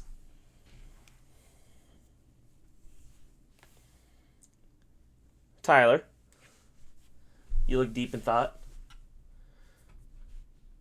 What are you thinking? There's a podcast. You got to keep talking. Say it bottom to top one more time. Switch, Pokemon Mini, Game Boy Advance SP, Switch Lite. DS Lite, I think, goes to the bottom of A. Yeah, I don't know why I would really put it above the Switch. The only thing really above the Switch to me that's a handheld is probably the Pokemon Mini. So Stupid. I'll say, when my sister got a DS Lite, and I always preferred my DS Fat over it. I just thought it looked cooler. I don't know why. yeah, I don't know. I would probably agree with bottom of A. Really? You were saying S tier earlier. Yeah, but then we kind of like threw the DS like all the way down there, and all your points were kind of like pretty much, accurate. And then Valid. like I can't say that just a system getting lighter and what is it, like a slightly bigger screen moves like up 2 tiers. Mhm. Like, Yeah, the screens do look better for I sure. was saying if much Jack was brighter. but What's your favorite DS game that doesn't have Pokemon in it? a favorite DS game that doesn't have Pokemon? He doesn't have an immediate answer, and that's a sign. Yeah, I guess it is really. Yeah. All right. Yeah, that is kind of accurate. Damn. Bottom of A tier. Now, the DSi, that's definitely above the original Switch between the Pokemon Mini. No. Lost Game Boy Advance support. Yeah, DSi lost Game Boy Advance support, so I would say the best you could do is in B tier. but the screens are so nice on the DSi. I don't care. The screens are so nice. Wish I was looking at WarioWare Mega Micro games. I can't. You guys suck. All right, so where's this one going? In B Tell tier? Tell me bottom to top B tier right now. Bottom to top B tier is Game Boy Color, Original DS, Wii, NES, N64, Game Boy Advance, Game Boy Micro.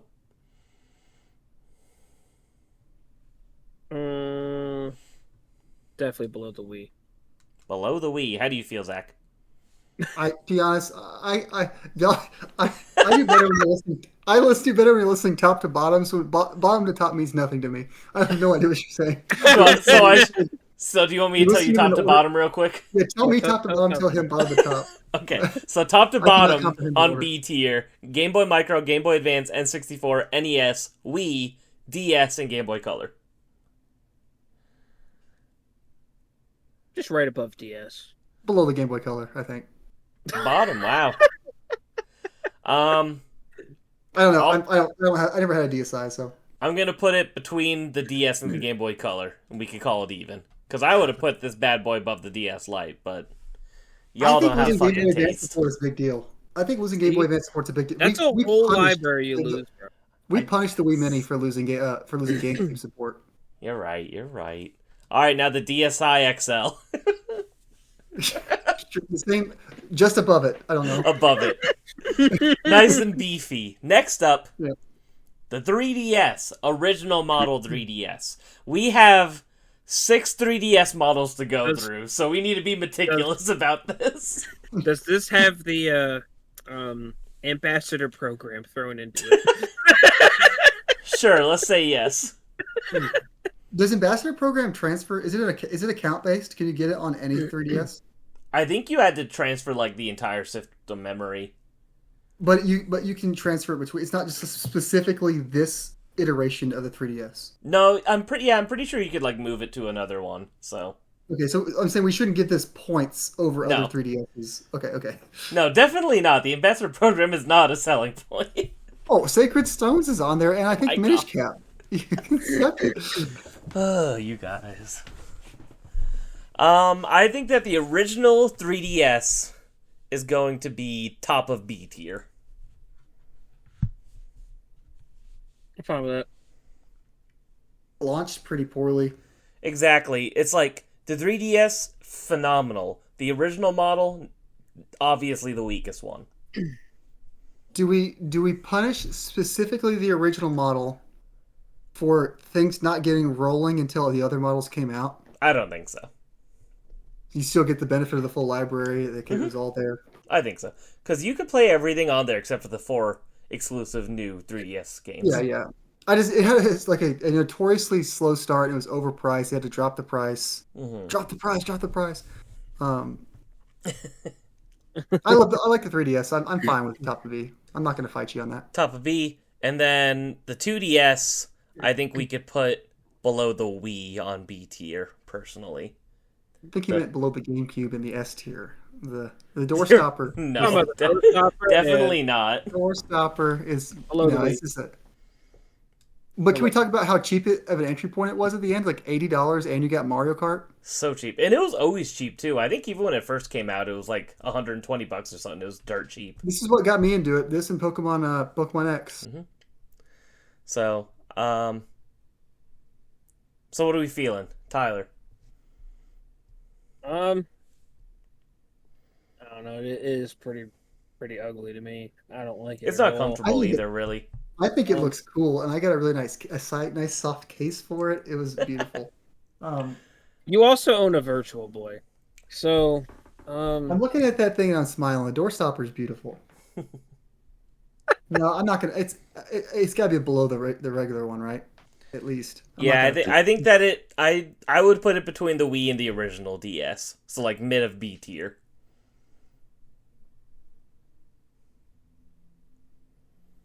I'm fine with it. I can go for it. You're okay with it, Zach? Okay. Next up, the Nintendo 3DS XL. Never had one. No? I think that goes above the 3DS. Well, hold on.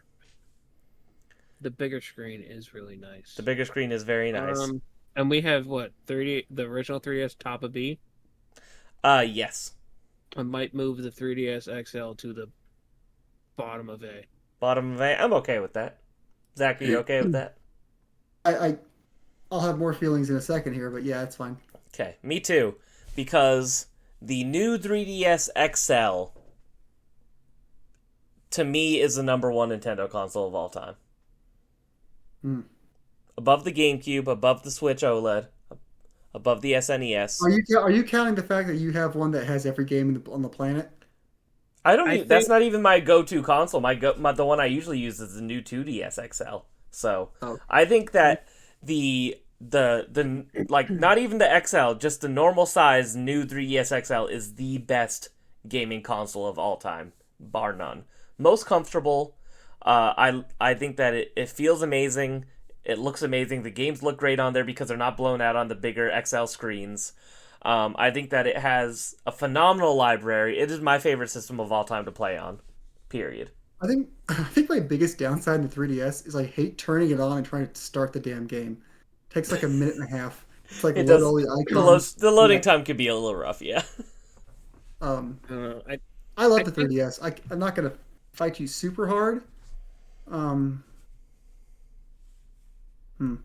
Tyler, why don't you get some thoughts? Right below this. Really? I'm kidding. I just had to throw it out there. Mm-hmm.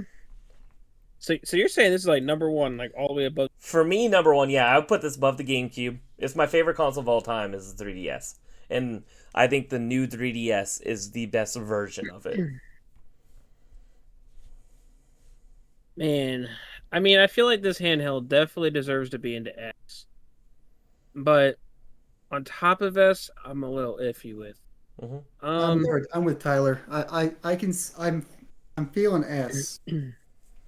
Does everything in the S tier have an S in the title so far? The game's cube. Damn it. The game's cube.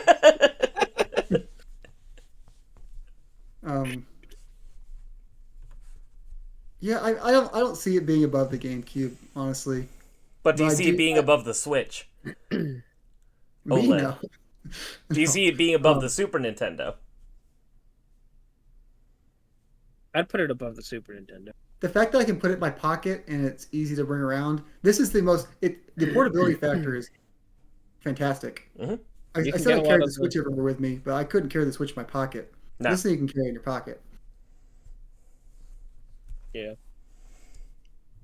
And if you want to bring up the homebrew thing like you did, it is the best homebrew console ever as well. So Sure.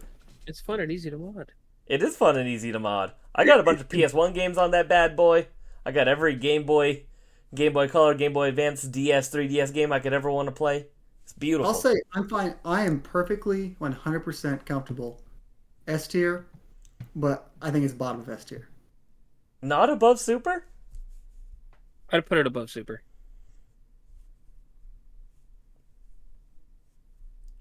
I think it's fine. I'm not too hard on that. Zach, you're outnumbered anyway, because I would Yeah, also put it's it above fine. Super. That's fine. I can live with that for sure. Yeah.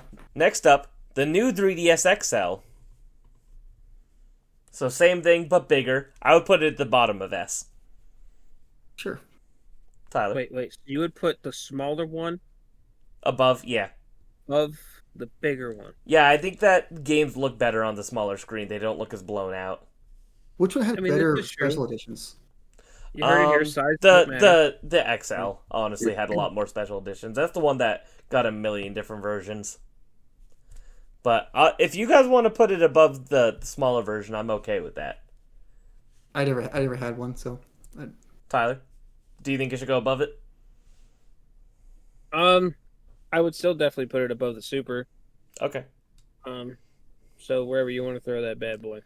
All right. As I'll long as put it's it. put just under the other one. Okay. And then last one on here, the new 2DS XL. To me, That's this is what a top I of have my A. Pokemon one. I think this is a top of A. 3D? Did you use the 3D that much? Never, almost. Well, then what's any different than the other ones you just put in the S? The comfortability, the way it feels, plays, looks. Is it that much different? Just the form factor is the difference for me. I did get a Pokeball version with a pushable button. It's cool. The 2DS XL, I think, just feels it's nice, but it definitely feels cheaper than At the hip. the 3DSs. At the Gotcha. hip. I don't have that experience with all these different variations of it, so I'll take your word for it. All right, top of A. So, this is our tier list. Was that it? Was it? That's everything. Oh shit! That is everything. So I'm gonna go from bottom to top, Zach, for each Bottom tier. to top, okay. Bottom to that. top. So on D tier we have Virtual Boy and Wii U. Yes. Nope, that's fine. Virtual Boy's fine at the bottom. I forgot we put the Pokemon thing up there in A tier. Never mind. You were thinking about it. All right, in C tier we have the original Game Boy at the bottom, and then the Wii Mini. They only got two things in C tier? Mm-hmm. I still think N64 is lucky to be in B, but if I was outvoted, I'll be outvoted. I could reconsider because I fucking hate playing on the N64. Nope, So let's go through it and see if we want to make any adjustments. So the B tier, here's the big one. B tier, bottom to top, Game Boy Color, DSi, DSi XL, Original DS, 2DS, Wii, NES, N64, Game Boy Advance, Game Boy Micro, and the original 3DS. How do we feel about that? I'm still fine with it. I'm just not like against it. I'm fine with all that. I You go on with almost, a picture in front of you. It's easier with the visual. So yeah, I'm you tell me. sorry. Yeah. No, I'm saying if you can see it, you can probably see if there's any problems. Easier. Yeah, it's like we have the N64, mid to high tier B, and it doesn't feel right to me. I feel like the N64 needs to be lower. I mean, I love the N64, but I was saying that from the beginning. I think, Yeah, I think I'm fine putting it under like the Game Boy Color. I think I'd actually be comfortable with top of C tier.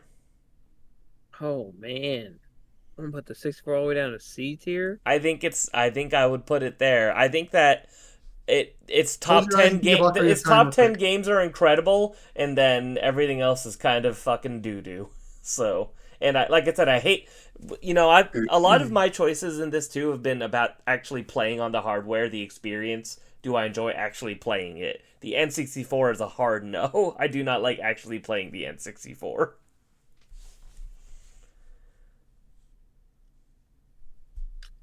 I think I'm fine with either bottom of B or top of C. I think that's right where it belongs. Tyler? It gotta stay at least in B tier. Do what you want, but it gotta stay in B tier. It's not going to C. Yeah, I think Mario 64 and Ocarina of Time Is deserve at enough to least. keep it in B. I think so. But below the Game Boy Color, yeah. See, that doesn't feel right either, though. I think it should at least go above the Game Boy Color, actually. Yes. I was Yes. fighting for you, man. I was fighting for it. He was trying. Yeah, put it above the Game Boy Color. That's fine. All right, so it's above the Game Boy Color. Now, on to A tier. At the bottom to top, we have the 3DS XL, the the DS Lite, sorry, the original Switch, the Pokemon Mini, the Game Boy Advance SP, the new 2DS XL, and the Switch Lite. How do we feel about that? Mini gotta be higher. Um, I'm cool dropping the Mini to D tier if you are, Zach. No, y'all didn't even play this damn thing. Y'all got no say. where's the Zach, SP at again? Tyler, What- you've never played it either. I don't believe Yeah, I you. did. Yeah, I did. I actually played it at Vinny's house. So calm down. Calm What down. is You it? So the sincerely Game Boy- think that it's an A tier, or are you just Yep. trying to be funny? It's No, I A think tier. we gotta keep it on there because you gotta post this picture later. So, that way people can see it and get annoyed. yes. Can Maybe you it'll say- be like one of those viral we- tweet moments. We just go crazy. Can you Stupid. say what's immediately above and immediately below the Game Boy Advance SP for me? Yes, above the Game Boy Advance SP is the new 2DS XL, and below it is the Pokemon Mini. That's useless. What's below that? What's below that? Below the Pokemon Mini is the original Switch. Okay, I think I'm fine with that. Yeah. And our S tier, our top 5, we got 5 in S tier. Well, that's we have nice. we have the Super Nintendo, the new 3DS XL, the new 3DS, the Switch OLED, and number 1, the only one we could all semi-agree on, the Nintendo GameCube. Tell we were all born in a very short window of freaking late. We're all pretty similar in The age. GameCube was the best thing ever invented. Well, but that's the thing is, I feel like really GameCube is number 1 for Tyler. The new 3DS is number 1 for me, and the Switch OLED is number 1 for you. When I was Zach. going through, I could think of negatives for the Switch. I couldn't think of like an outright negative For the Cube. for the GameCube. Like, sure, it doesn't have the best 3D Mario, which is a pretty important series to me, but I still love Sunshine. Mm-hmm. I love the controller. 4 controller ports. Pretty powerful for the time. Like, it was stronger than the PS2. Mm-hmm. Couldn't play DVDs like it could, but I think that if this was like just my list, I think that Switch OLED would be an A. But I respect your guys' opinions, so I respect it. So that's our list, guys. We have a pretty robust list, I'd say. I'm going to put a photo on the screen for you all.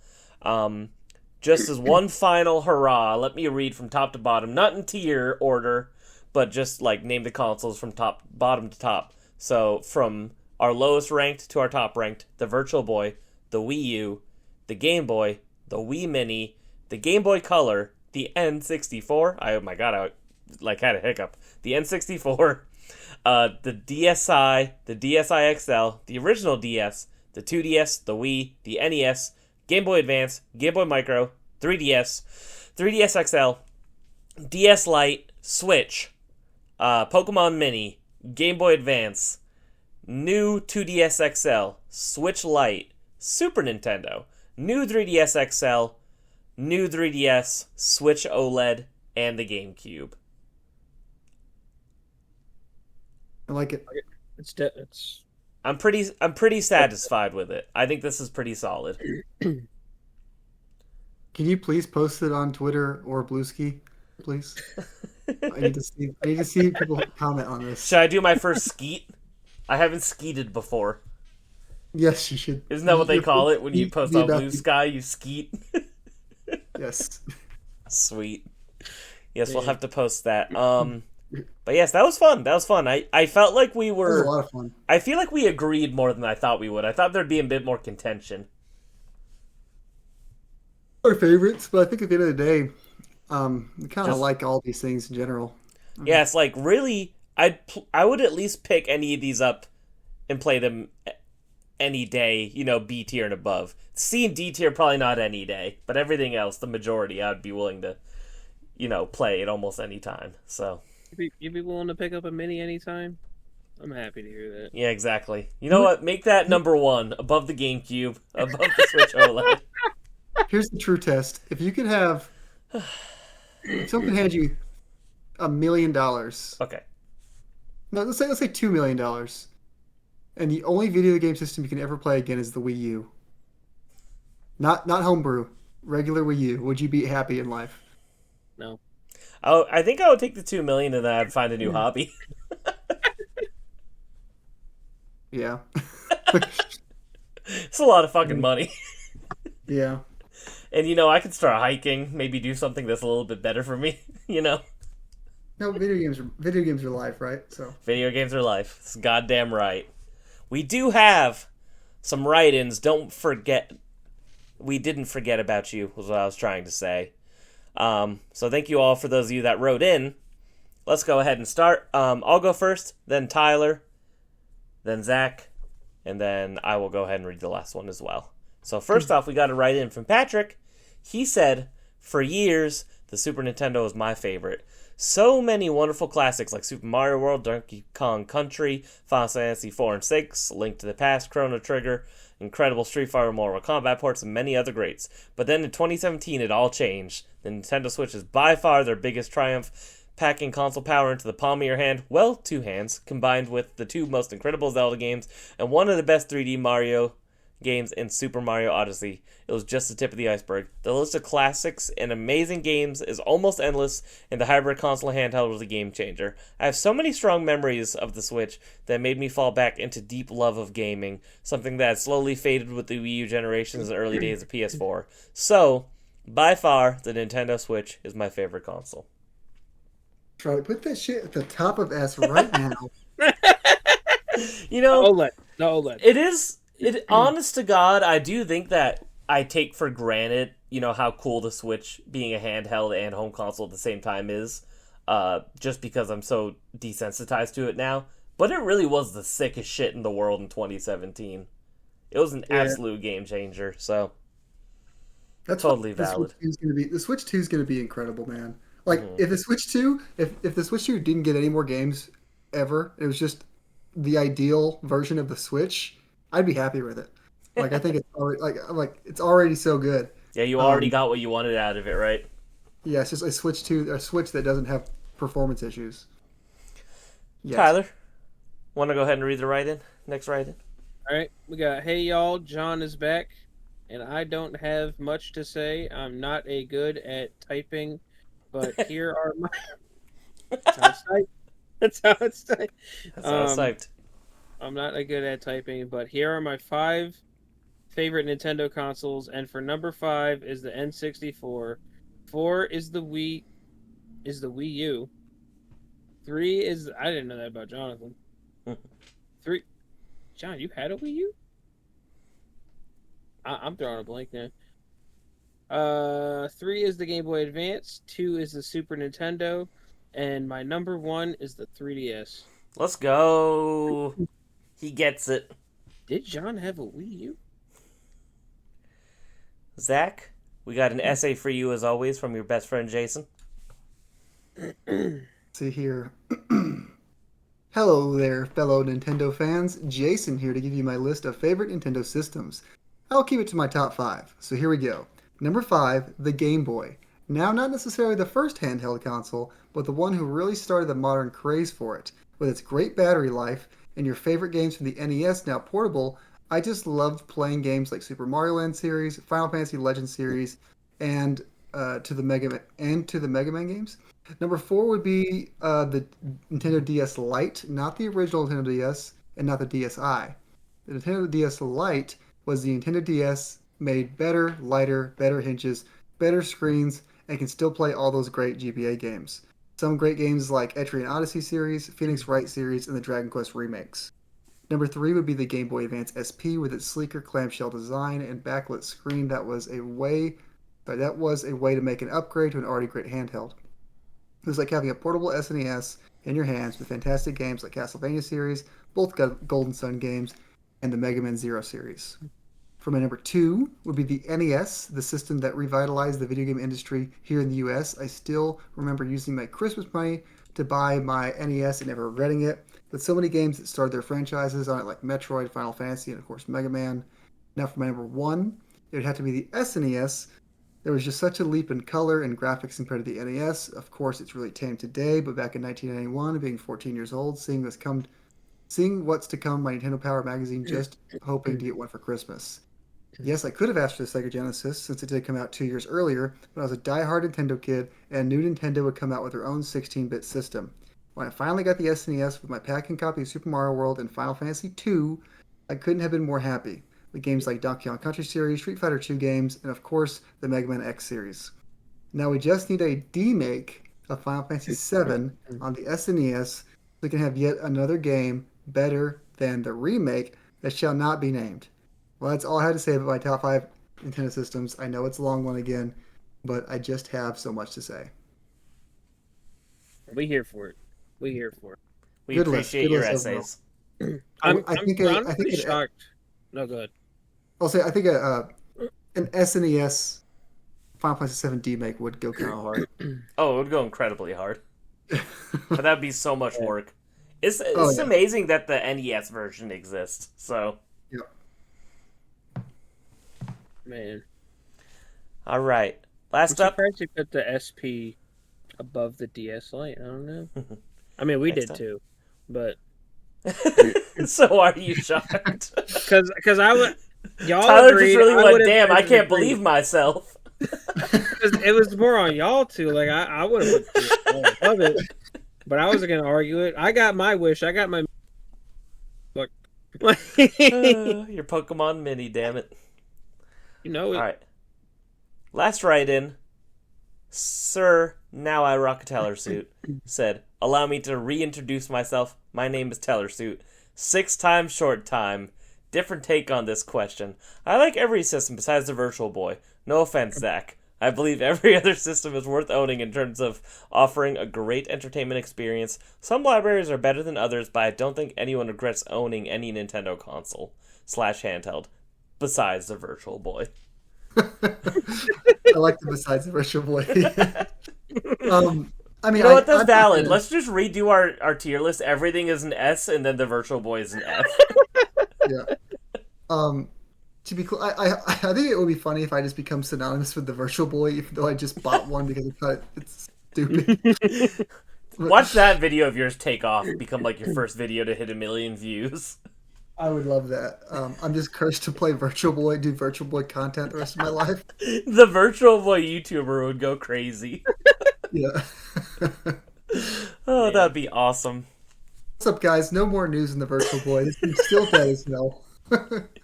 You could run one of those Twitter accounts where it's just like daily updates. It's like, did the Virtual Boy have any re-releases? Nope. Yeah. Nope. Day 9,999. Nope. Nope. I wonder if Nintendo will ever put those games out anywhere ever again.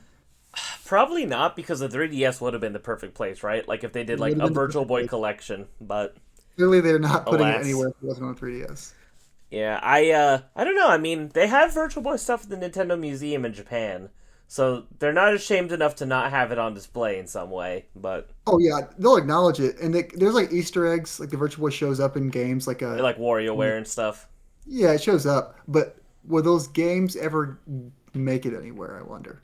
Yeah, probably Will not. it be an NSO for Virtual Boy? God, would that be amazing? How about this? And it'd be even better if it launched with one game. Like, Yeah, like this one thing. and then just 3 months later, one more game. And we're like, oh, we got a seventh of the library available now. What do you think would be more likely to get? Would we get the Virtual Boy library on the Switch 2 on NSO, or the Satellaview SNES games on NSO? Probably more likely to get the Satellaview games. Do you think so? And honestly, that would be cooler anyway. So if that happened, that'd be dope. I've always wanted to play that weird, like, Zelda 1 remake. I always thought that looked super cool. Yep. Well, that's been it, boys. We did a lot of yapping about Nintendo consoles today. I'm happy with our list, though. Genuinely shocked that we agreed as much as we did. I didn't think that would happen. So, Yeah.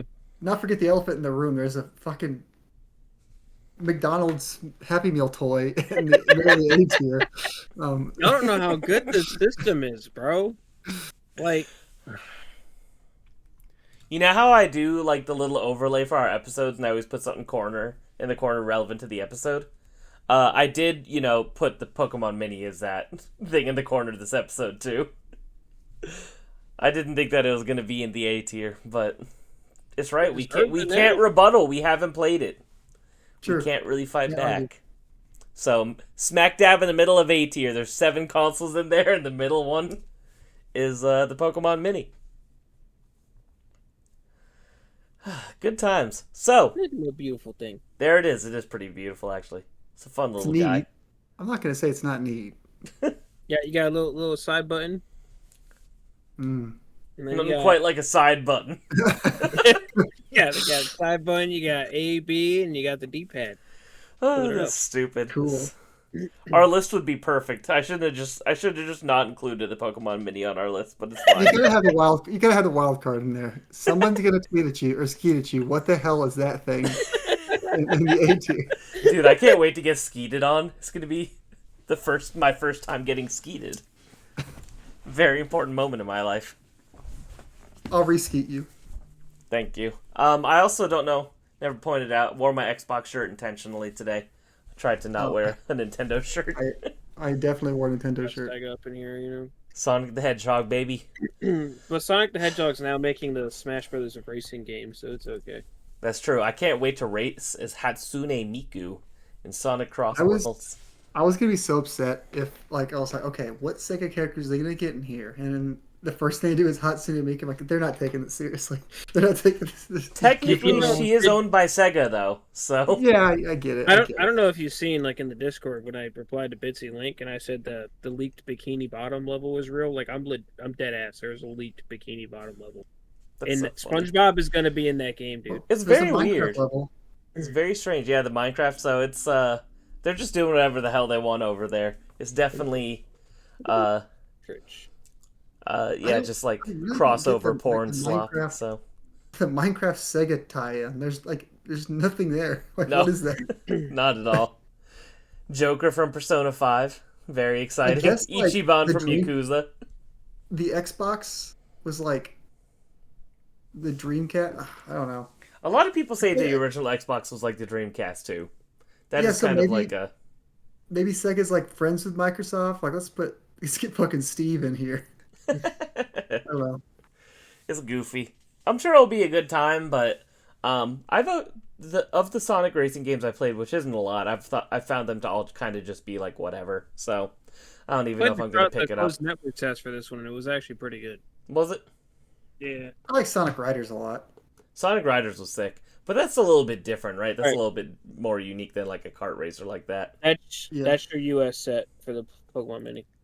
I don't think it's going to focus, but we believe you. Oh, it just did. There we go. There it is. Zany cards. Oh, wow. Pinball. A whole Polyworld on the screen. Wow. And puzzle collection. Some might say it's the strongest full game library of all time. 3 bangers. All killer, no filler. With the little manual. Zach, what do you have planned the rest of your weekend? I know it's late by you now, but it is a long one. We're over 3 hours now. So.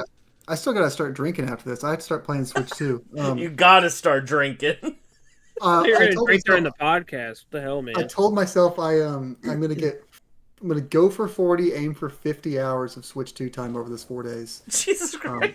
It is a What are you triple at? by the way. no, I didn't play much today, so I think it's impossible. I put like 13 hours in yesterday, but I only got like 4 or 5 in today, so Hmm. I'm a little behind. I could get like 10 hours a day the next couple days and maybe hit 40, but There you go.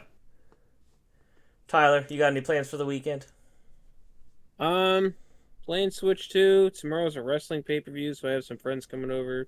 Nice. Probably gonna also see if they want to come over a little earlier. Try out the Switch 2, play some Mario Hell Kart yeah. or something. Of course. One of the best multiplayer games ever. So video posted. that's true. You That do have a too. video to finish editing, you motherfucker. Maybe we'll get around to that. We're not letting you go. If you hang up on the Discord, we are both flying to Pennsylvania to kick your ass. It was a mutual effort. I'll put in You this just battery. you meticulously edit him out of the episode, just me and you back and forth. Every time he talks, you edit it out. Just structure so it's like we're only talking to each other. That'd be incredible. Yeah, I think I'm gonna try to play some Switch too. I got some friends visiting from out of town, so obviously that takes priority. But maybe I could be like, hey, want to try out the new Mario Kart? Yeah, 100%. Try to sneak it in there. But excited to see some good old pals. I'm sorry? Are you playing Deltarune on the Switch 2? I haven't started it yet either, so Are you playing on the Switch 2 or are you playing like on Steam Deck or PlayStation? I played it on Switch 1 originally, so I should be able to Okay. continue off of Switch.